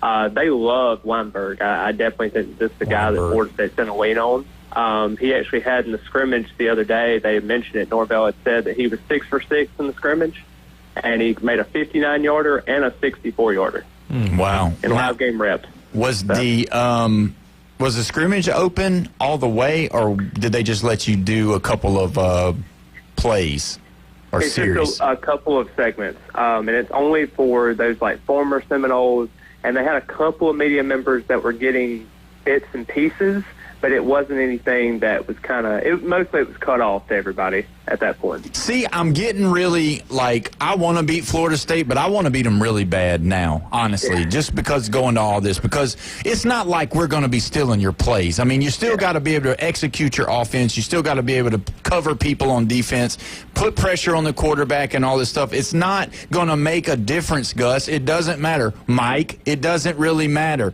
You got to let the people in. We want to see what you're doing. We want to be able to report on your people. And that's the thing that aggravates me the most. It's like, I don't even want to see Mike Norvell standing at the podium talking. I don't want to see Gus talking. Put the kids there. Put Squirrel on the podium. I want to see him talking, because it's just aggravating that they're not opening up to the public more and letting these fans see. I mean, I've seen more pictures of Doak Walker or Doak Campbell Stadium than I've seen of the players playing in scrimmage. Yeah, I will say that the ACC Network did their little feature on Florida State most recently, about a week ago. The ACC Network is not getting the publicity. Even the SEC Network is. I'm not even saying the SEC Network is some kind of glorified ESPN, but they are part of the ESPN Network, and a lot of fans love the conference, obviously. But just overall, I mean, I know that College Game Day is not coming to Tallahassee. As we know, they're going to Ohio State in Texas. But CBS Sports HQ is actually going to Tallahassee, who's going to have Danny Cannell and Brian McFadden and even the Damian Harris from Alabama. So that's going to be kind of exciting to see. So if any fans are at Tallahassee, they're going to be premiered over there at 9 a.m. Eastern time. So my guy Bryant does a great job over there at CBS. Does a tremendous job in being able to represent Florida State. And Cannell's takes are quite hot sometimes. Yeah, I'd say that. Look, if I hate anybody within the Florida State alumni, Danny Cannell. And his, I don't even know what to say, lies maybe? Because, I mean, he's just off, man. I know if I was able to go to the game, and we still might be, if I was able to see Cannell and I knew I wouldn't go to jail for tackling him, I probably would tackle him from the back. Because I don't like the guy either. I mean, gosh, he comes up with some of the craziest stuff, and it's usually anti-SEC, it's anti-Alabama, and it's sickening at times. And as you know with Paul Feinbaum, he does the same exact thing. And you're starting to see the method of the madness. You know, Cannell's starting to play the game plan with everybody else. He's starting to trigger some of those Alabama fans, some of those Auburn fans, some of those SEC fans that love the conference so much.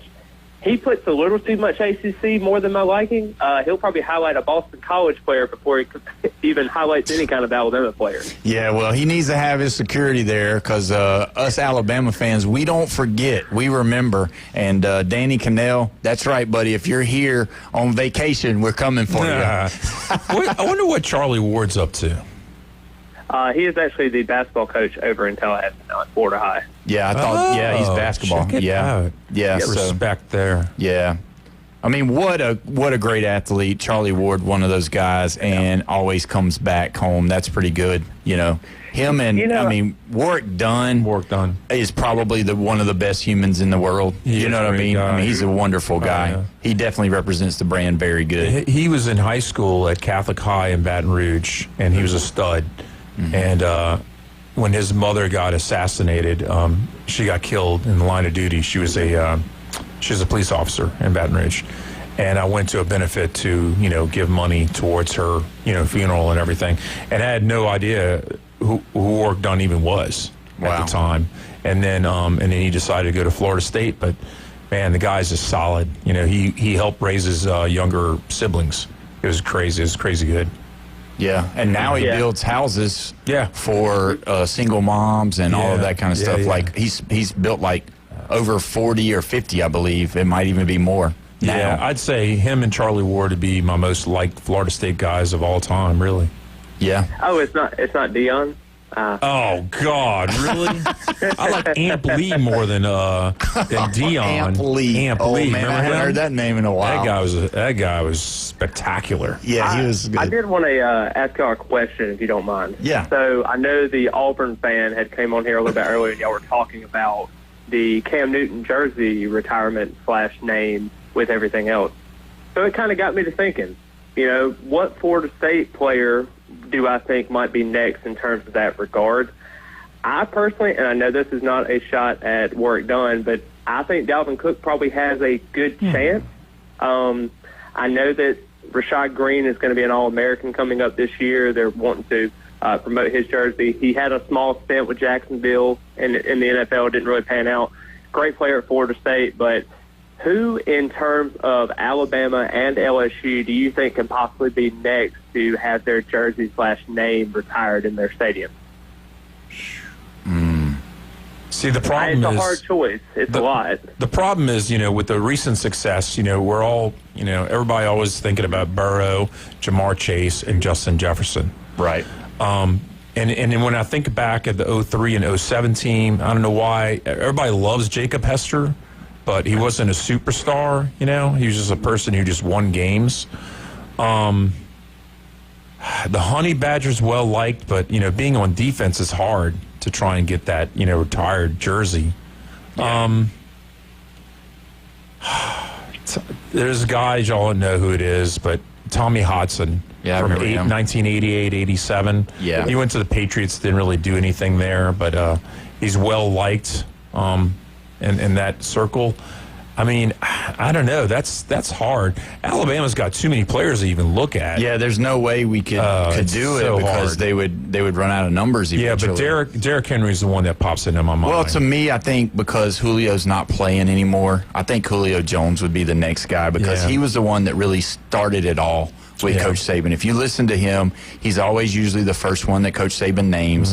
Julio Jones was the first one. He was the first big-time recruit to get into Saban's program, to really start it, to kickstart everything that went on. And then, obviously, all the other ones behind him. But I want to read this real quick.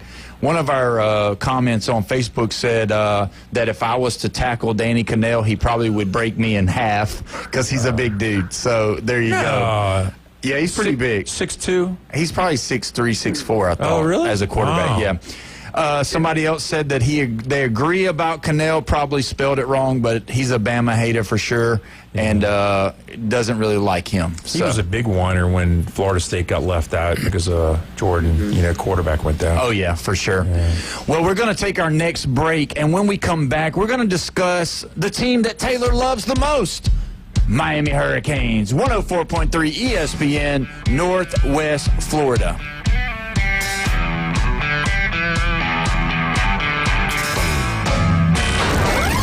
Taking your hot takes, rants, and takedowns.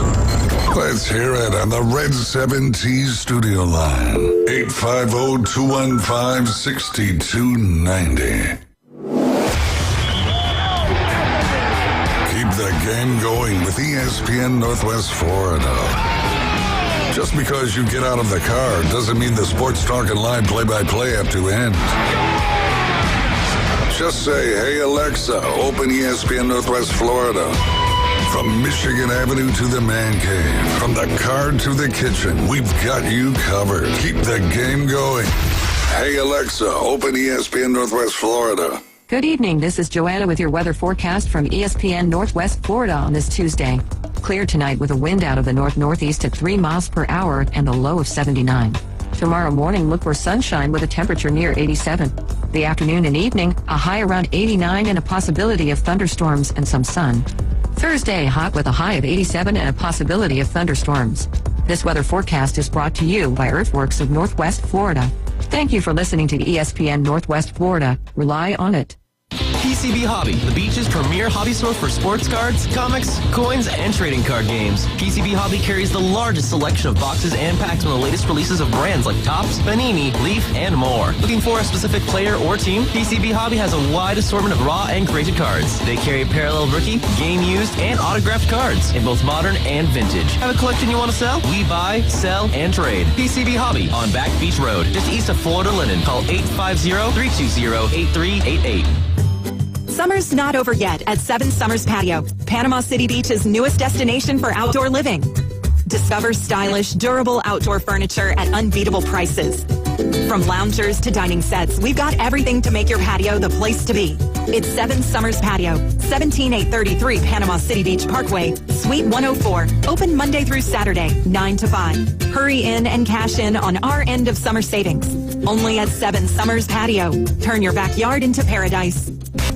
With some incredible starting pitching and a roster loaded with stars, don't ever count the Atlanta Braves out. And the first pitch to Acuna, he swings, he drives one. It's a home run by Acuna. Holy smokes! Tonight, Truist Park comes alive for Atlanta Braves baseball as Austin Riley and the Braves look for a big home win against the Chicago White Sox. Braves pregame begins at 6 o'clock after the afternoon underdogs. First pitch 6:15. You're home for the Braves on the Gulf Coast, ESPN Northwest Florida.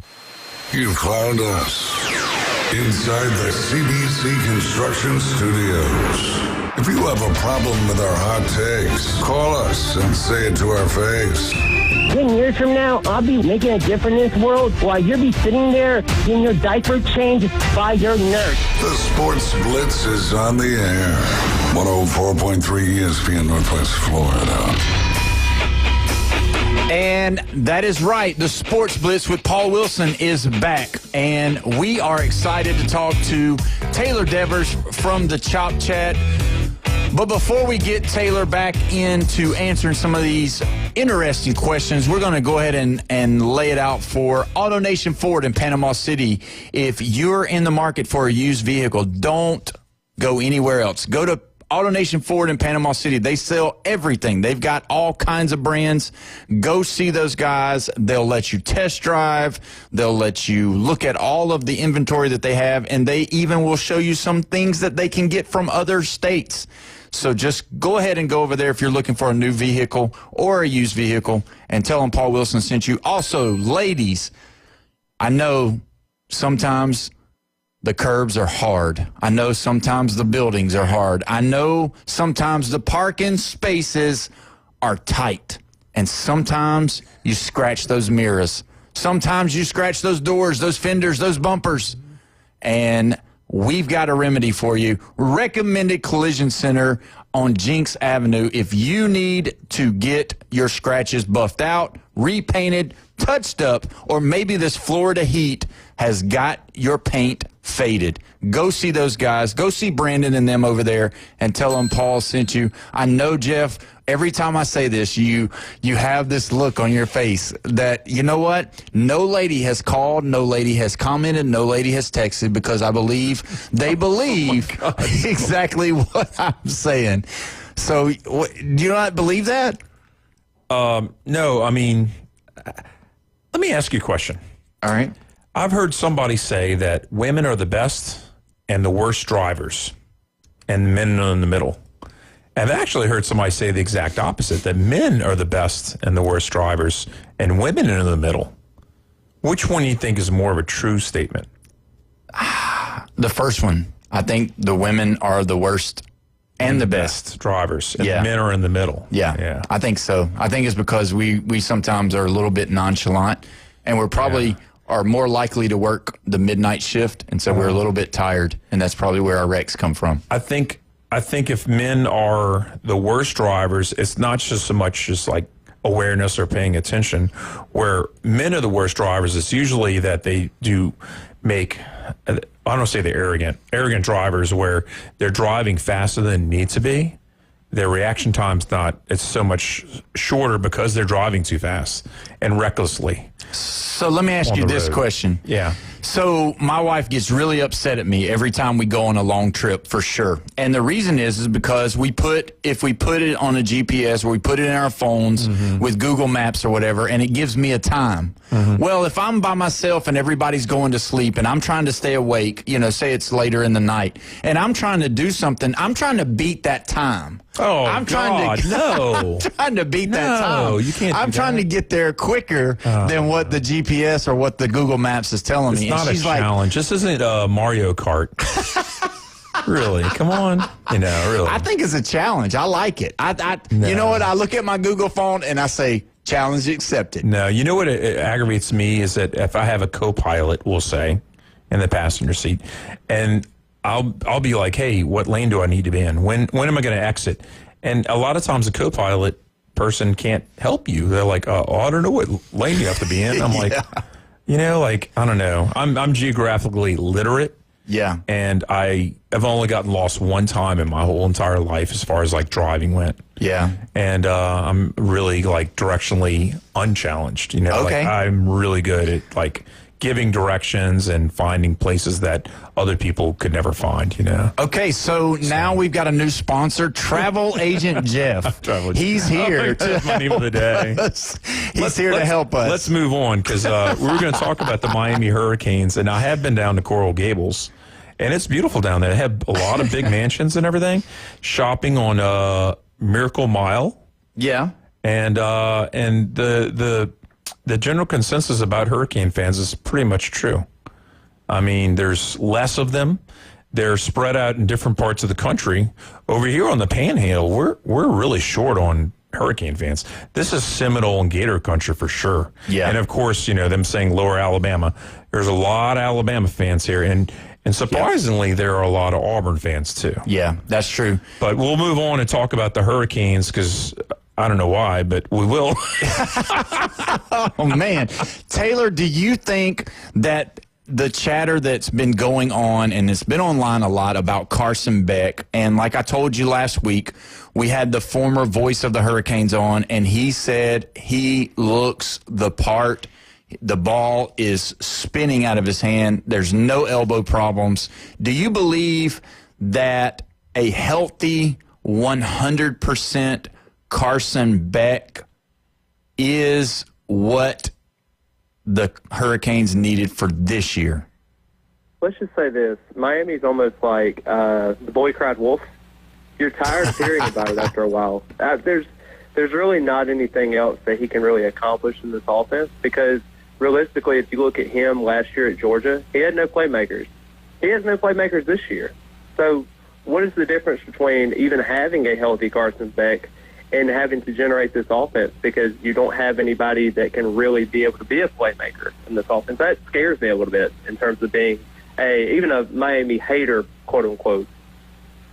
Yeah, well, and that's the thing, like, I think with his experience playing in the SEC, I think he's going to be just fine. I just think they've got to find who's going to be his guy.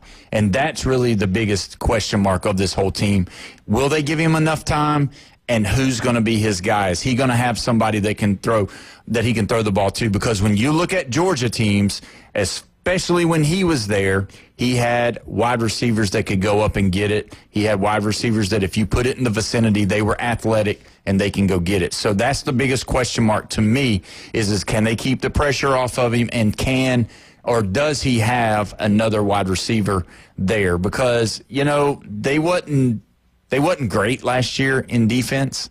They were outscoring people, and they were winning ball games because of Cam Ward and Cam Ward alone. And you just wonder if they shored up any of their defensive flaws, if they might have been young. I haven't looked at their roster, but if they had been young and now they've got more experience coming into, then this year's defense might be better. But if you're asking me, well, let me ask you the question. If you put him into a Cam Ward-styled offense, does he make enough plays to be able to win ball games, or do you think there will be a drop-off at the quarterback position?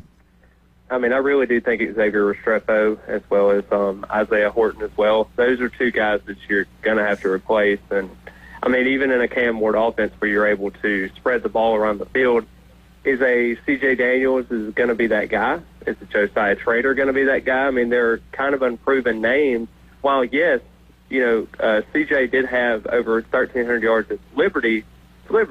He went to LSU the next year and barely had 300 yards. So is this the real C.J. Daniels at that point, or is it going to be more of a, lackadaisical type of 300, 400-yard guy that you're going to forget about midway through October? That's going to kind of what you're going to figure to. Shannon Dawson's done a tremendous job at Miami. He knows how to score. But the factor of the matter is, if you don't have the defensive backfield to contain any receivers, you're going to get into some high-scoring games like you did against Syracuse and Georgia Tech and all those schools that, even in California, that you almost lost to. I mean, there's just going to be some games where you're going to have some defense along with your offense, and I just don't know if they have enough in the tank to do that. So what you're saying is Florida State by 40 this year? I'm just saying it's possible. I do think that Miami team is not all that great. And I think that Florida State gets them in a good time. Unfortunately, Miami has a bye week before, and they have a bye week after the Florida State game. So my factor and my thought process with that is Florida State's always their Super Bowl because they're always looking up to us because they want to win an ACC championship. They want to be relevant in the last 25 years. And, we've only been the program to do that in their ACC time there in the state of Florida. But, man, this Miami fan base is looking for a type of success, and I just don't think they've gotten that, and they probably won't get it again in the next couple of years anyway. Paul, you know how many ACC championship games the Hurricanes have been to? None. One. Which one? Clemson beat the crud out of him. I think it was 18 or 19. So they did make it. Yeah, they made it. Was that once. Cristobal or was he not there? Was that Golden? It might have been Al Golden. Yeah. Was that who it was? Al Golden? So. Yeah, they got crushed. They lost by like 40 points. I think I remember that game. Yeah, Clemson just killed them. So let me ask you this, Taylor. If somehow, some way Miami beats Florida State, all right, the week of, you've got to send us a picture with you holding up the U in front of your face, and we'll definitely put it on our Facebook page. I think that... I got you. I'll be fair enough. I got you. If it happens, I will hand down. So I got you on that. So real quick, before we go to our next break, let's real quick, do you have any news on them Gators? Have you heard anything about what's going on there? I know no news is good when you're talking injuries for the Florida Gators, for sure. So have you heard anything about them going forward? Yes. They had a photo shoot recently. So you look at the photo shoot. This is something in Gainesville that they did at Ben Hill Griffin Stadium. And they had DJ Lagway in the second row. Obviously, he has had some boots and some shoulder injuries and stuff like that. It kind of hid behind some players so you couldn't see his legs. And then they had another picture that was, instead of the full team picture, was quarterbacks. He was basically in the second row behind the quarterbacks where you couldn't see his legs there either. And I'm just sitting there like, man, this is perfect placement for a quarterback that's hurt. So that scares me a lot, actually. So you think there's a possibility that they're not giving us the full rundown with Lagway? Yes, and there's actually been a report out there that said that basically he might not play against Long Island, which is not really that big of a deal. But it is kind of concerning if it keeps happening. And even if he plays half of football, basically, that scares me personally. As just a fan in general, I think Lagway's a talented kid, but I do think he's getting overhyped by a lot of these SEC guys. Well, I know that they've got him ranked at number 3 right now. You got Nussmeier, Sellers, and then they're calling Lagway the third best quarterback in the SEC. As of right now, they're not listing Arch as being one of those guys yet. So Lagway is around number 3, number 4, and some other of the other sources that I've read. And so when you look at Florida, obviously with a lot of things going on, a lot of moving parts, Napier saved his year last year by, winning out. But if Napier does not come out and start winning early, I think you're going to hear some of the same stuff that they said last year, and then, whether or not Lagway will be able to bring them out of it, I'm not sure. Yeah, I do like some of those receivers that Florida has. Obviously, Dallas Wilson's coming off an injury, so you're trying to figure out what's going on there. But, they have some other guys like Eugene Wilson, who I think is going to be a talented kid as well. They really like him. I do think they have some effective weapons in their offense, unlike Miami. I do think they actually have some playmakers to throw the ball to. But I just wonder how it's going to gel together because some of those guys are really, really young. They don't really have a whole lot there. I know they love J.D. Baugh at the running back position. It's going to help their running game more to move the football. But how is he going to be able to kind of efficiently go through? This is a DJ Lagway kid that literally had 12 touchdowns and 9 picks. Yeah. Does that sound like a top 3 quarterback to you? In all actuality there. As a true freshman, I'm going to give him the benefit of the doubt. Obviously, I've watched the Netflix story about last year's season with the SEC, and they really went into they did not have him as coming in until Mertz got hurt. So when he got hurt, that really catapulted him. I think he was on like a slower trajectory to learn the offense. I think they were going to live and die with Mertz there. I don't think they were going to try to put him in. And then when he had to go in, I think they kind of had to, and I'm not saying he's not smart, but I'm saying dumb it down to get him to be able to run the offense effectively. And so I think that's where, I think that's what they're saying as far as that's why I believe that they're ranking him so high is because he did win ball games, even though he didn't have great stats. But he was able to come in and take a program and win games that he wasn't supposed to win. So that's kind of where I think his ranking kind of comes to play. Yeah, I just kind of wonder. I like Eric Nussmeier. I really do think that he can be a quarterback to officially be there. I got a question for Jeff, though. Jeff, are you going to that LSU-Florida game? No, I'm not. And actually, he's going to go to the Alabama game. I think it was it 2 years ago? No, it had to be longer than that.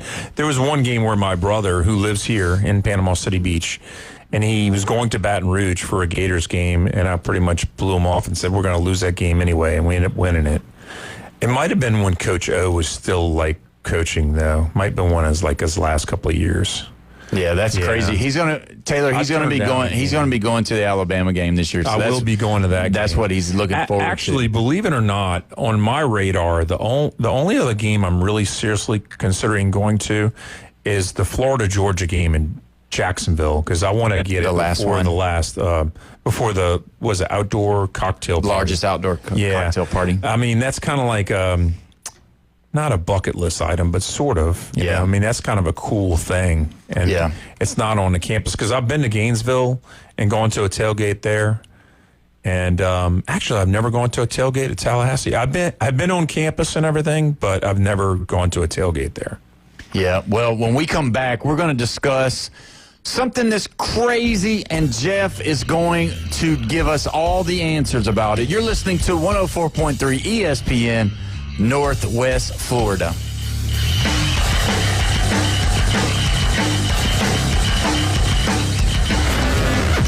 The Red 70s studio line is now open. 850-215-6290. Are you sick of the old sports talk? The vanilla opinions? The polite debates? The hosts who are afraid to say what they really think? So are we. 104.3 ESPN Northwest Florida is bringing the house. It's the new Sports Blitz. Weekdays, 4 to 6. We're starting arguments, not conversations. The Sports Blitz. ESPN Northwest Florida.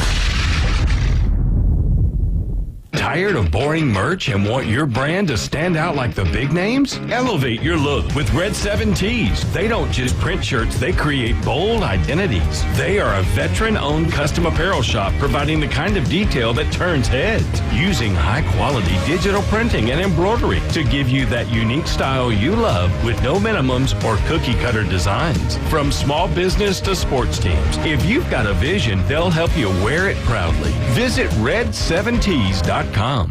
Take your next adventure at an award-winning Kia from Bill Bird Kia. Discover the new Kia. We invite you to stop by Bill Bird Kia and test drive the new 2025 Kia. You'll get the perfect balance of comfort, safety, and technology. The 2025 Kia SUV family has movement that inspires. Drive away today in a new 2025 Kia Soul, Seltos, Sportage, Sorento, or Telluride. Fuel the thrill and command the road in the luxury of a 2025 Kia K5 sedan from Bill Bird Kia. Performance, power, and design built for you. Spark inspiration in the all-electric 2025 EV9. It's a modern masterpiece, fast charging, rugged, and roomy.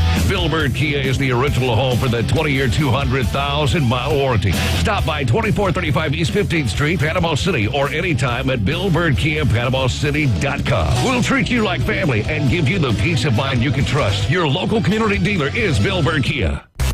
With some incredible starting pitching and a roster loaded with stars, don't ever count the Atlanta Braves out. And the first pitch to Acuna, he swings, he drives one. It's a home run by Acuna. Holy smokes! Tonight, Truist Park comes alive for Atlanta Braves baseball as Austin Riley and the Braves look for a big home win against the Chicago White Sox. Braves pregame begins at 6 o'clock after the afternoon underdogs. First pitch 6:15. You're home for the Braves on the Gulf Coast. ESPN Northwest Florida. If you build it, they will come. We're live from the CBC Construction Studios. The only place to get sports betting coverage on the radio. Is this legal? Tune into the most fun and exciting new radio show on the Gulf Coast. The Sports Blitz on 104.3 ESPN Northwest Florida.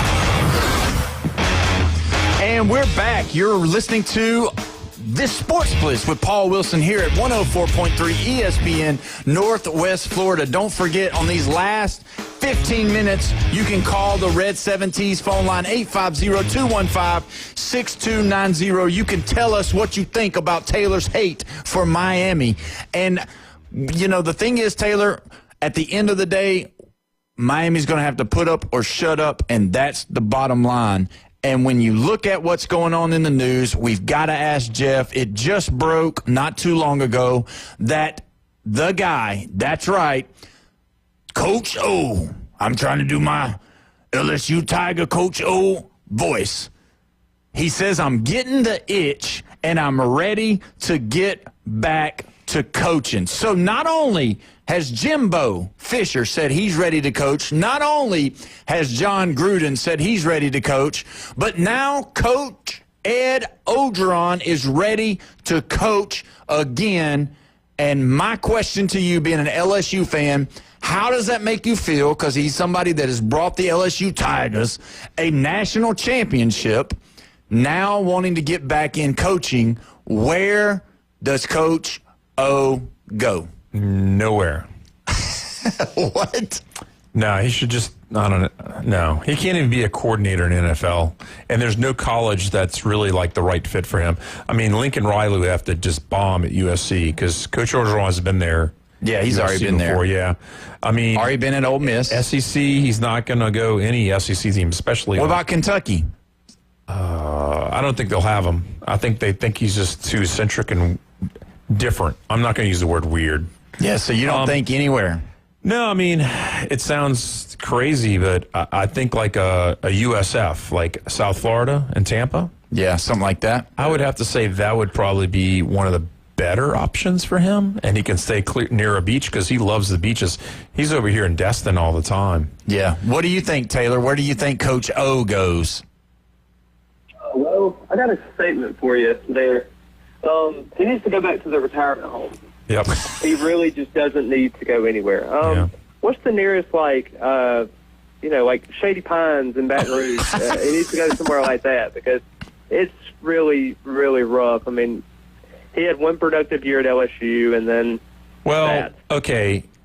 The year before they won the national title, though, they won 10 games. They lost that 7 or 9 overtime game versus Texas A&M. I'm going to say that was a productive year. Joe Burrow was trash that year, by the way. No, he was not trash. He wasn't good. He wasn't good. He wasn't. He looked like Jared Stidham from Auburn. He was Jared Stidham. Crazy. That's what he looked like. Nah, they were like a third best SEC team that year. Texas A&M got lucky and had some good calls in overtime to keep them going, and they ended up winning it. But he lost to Kellen Mond. Who? Oh yeah, Kellen Mond. Yeah, I do remember him. Yeah. No, I mean, I'm looking forward more towards Gruden going somewhere. Okay, Taylor, so on our show on Friday and Thursday, we did a deal, and I know you're an ACC guy, but you're a sports guy. So who do you think are the 2 jobs that's going to be open in the SEC this year, whether it's during the season or after the season's done? Just 2 of the coaches that you think is going to be done. I would probably say Auburn and Arkansas.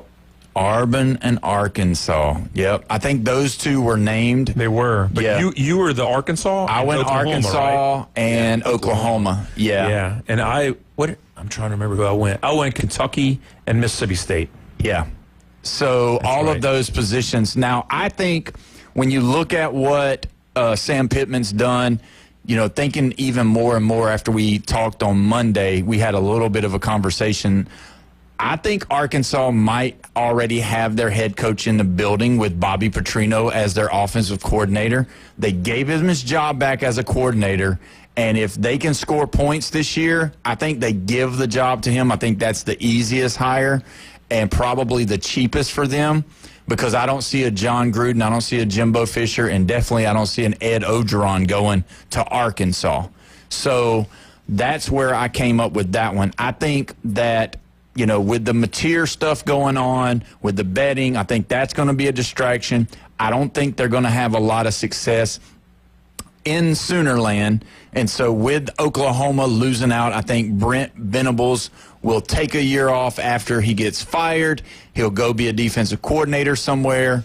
And then I believe there's a possibility that you could see somebody going there. So I don't see the answer this too is Bobby Petrino with the NIL deals throughout college football and everything. Please give him an NIL deal to Harley Davidson. Please, that would be hilarious. Please do it. I'm just begging you, SEC. Let's go ahead and make that happen. So let me think about this, because now you just brought up something just popped in my head. I don't think that Brent Venables is going to be gone out of Oklahoma, but if he did, by going 4-8 would be an acceptable number that he's definitely out. Would the SMU coach jump up to Oklahoma? Yes, I think if he's offered the position, I think so. Don't you, Taylor? Yes, I agree, 1,000%. Now there is talk. And it came out yesterday that the head coach of Tulane, obviously, he made a statement about wanting to play LSU. He didn't understand why they can't, LSU don't want to play them because obviously Tulane's are ready. But there is talk that if Mark Stoops does leave UK, that there's a good chance that Summerall will leave Tulane and go and take the job at UK. So that's something. You don't like that? You don't like that at all? Tulane went 9-5 last year. Mm-hmm. 9-5. Yeah. Yeah. TCU went, let's see. They lost one regular season game, right? I think so. And then they lost the conference championship barely. Well, they had to come back against Clemson. And then they lost first round. So they went what? You mean SMU. SMU. What did I say? Yeah, you said TCU. Mm-hmm. Oh, no, I meant SMU. Yeah, so they went 10-3. No, 11-3? 11-3. Mm-hmm. Yeah. I mean, that's a big difference. 11-3 in a better conference than 9-3 in a worse conference? Yeah, no. And that Tulane coach, that was his only year because he came from Troy. Yeah. So that's the thing. Don't let it turn into a Neil Brown situation either. Well, and that's with him going to West Virginia. Yeah, that's what they were talking about. That there's ties in Kentucky to Troy, and Summerall's there, and he was at Troy, and then now he's at Tulane. But just because Sam Pittman came from SMU doesn't mean they're going to get their next coach from SMU. Right. Yeah. I mean, there's a good chance, though. I would look at those guys and see. To me, that's the deal. Like when you leave a conference where you're the big boy in the conference, and then you come to like the SEC, let's even go Big Ten, it's tough because you've got to change the style that you play because they play a different football. Oh, yeah. And that's what these guys that come in, that's what bothers me about Kalen DeBauer, because I worry that he's never played in this. Now, he did good last year, but I just worry about that. That is a concern for me. Sonny Dykes at TCU. Yeah, I think he's a diehard. I think he stays there. I don't ever think he leaves. I'm just saying that, him changing conference might not be a good move for him. Yeah, no. So did you say where you thought maybe Coach O would go, Taylor? I mean, I could see him maybe going high school, realistically. I really don't see him ending up in college anywhere. Like you said, I mean, I don't think he's going to be an offensive coordinator anywhere. I think the Power 5 jobs are just too big for him right now. I mean, unless you just wanted a spark somewhere. But that just seems so outlandish at this point. Yeah, do you see Gruden or Jimbo getting back into the SEC? I also don't think so either. I think Jimbo is just all talk. I think he's literally just going to have his little ACC show, and then he's probably going to be done. Yeah, so you don't see that at all. Do you think the fans of Florida State would love to see him come back in and coach somewhere? I would like to see him come in as an analyst. I don't think he soured that relationship. Granted, as a head coach, yes. But, just other ways that he can come back to Florida State. I think fans would forgive him at that point. Yeah. Hey, I just had a team pop into my head for Coach O. Houston Cougars. Really? Yeah. What happened? He loves Cougars. Oh, no, he doesn't. No, he doesn't. But no, really, seriously. I mean, there's enough Cajuns. There's enough Cajuns in Houston. They would love him, man. And U of H is one of those schools that's always got that, inferiority complex compared to like at A&M or a Texas Longhorns. Yeah, and with him, I don't see him coming. I don't really see him coming back into the SEC at all, for sure. But also, if he gets into another conference and wins some games, it would not surprise me if he weaseled back into the SEC. So Les Miles was diminished by going to Kansas. Yeah, it killed his career. It was over, and then they had a problem, and then that was it. And now you'll never see Les Miles again as far as in a coaching, unless he does like some help in a high school or something. But that's it. Yeah, I don't know why IMG Academy down in Sarasota doesn't pick up like a big name, Yeah. Like that. Well, I mean, they're doing good on their own without they do him. Great on their own. But that's it. We're done. We will be back tomorrow. You're listening to the Sports Blitz with Paul Wilson here on 104.3 ESPN Northwest Florida. We'll see you tomorrow.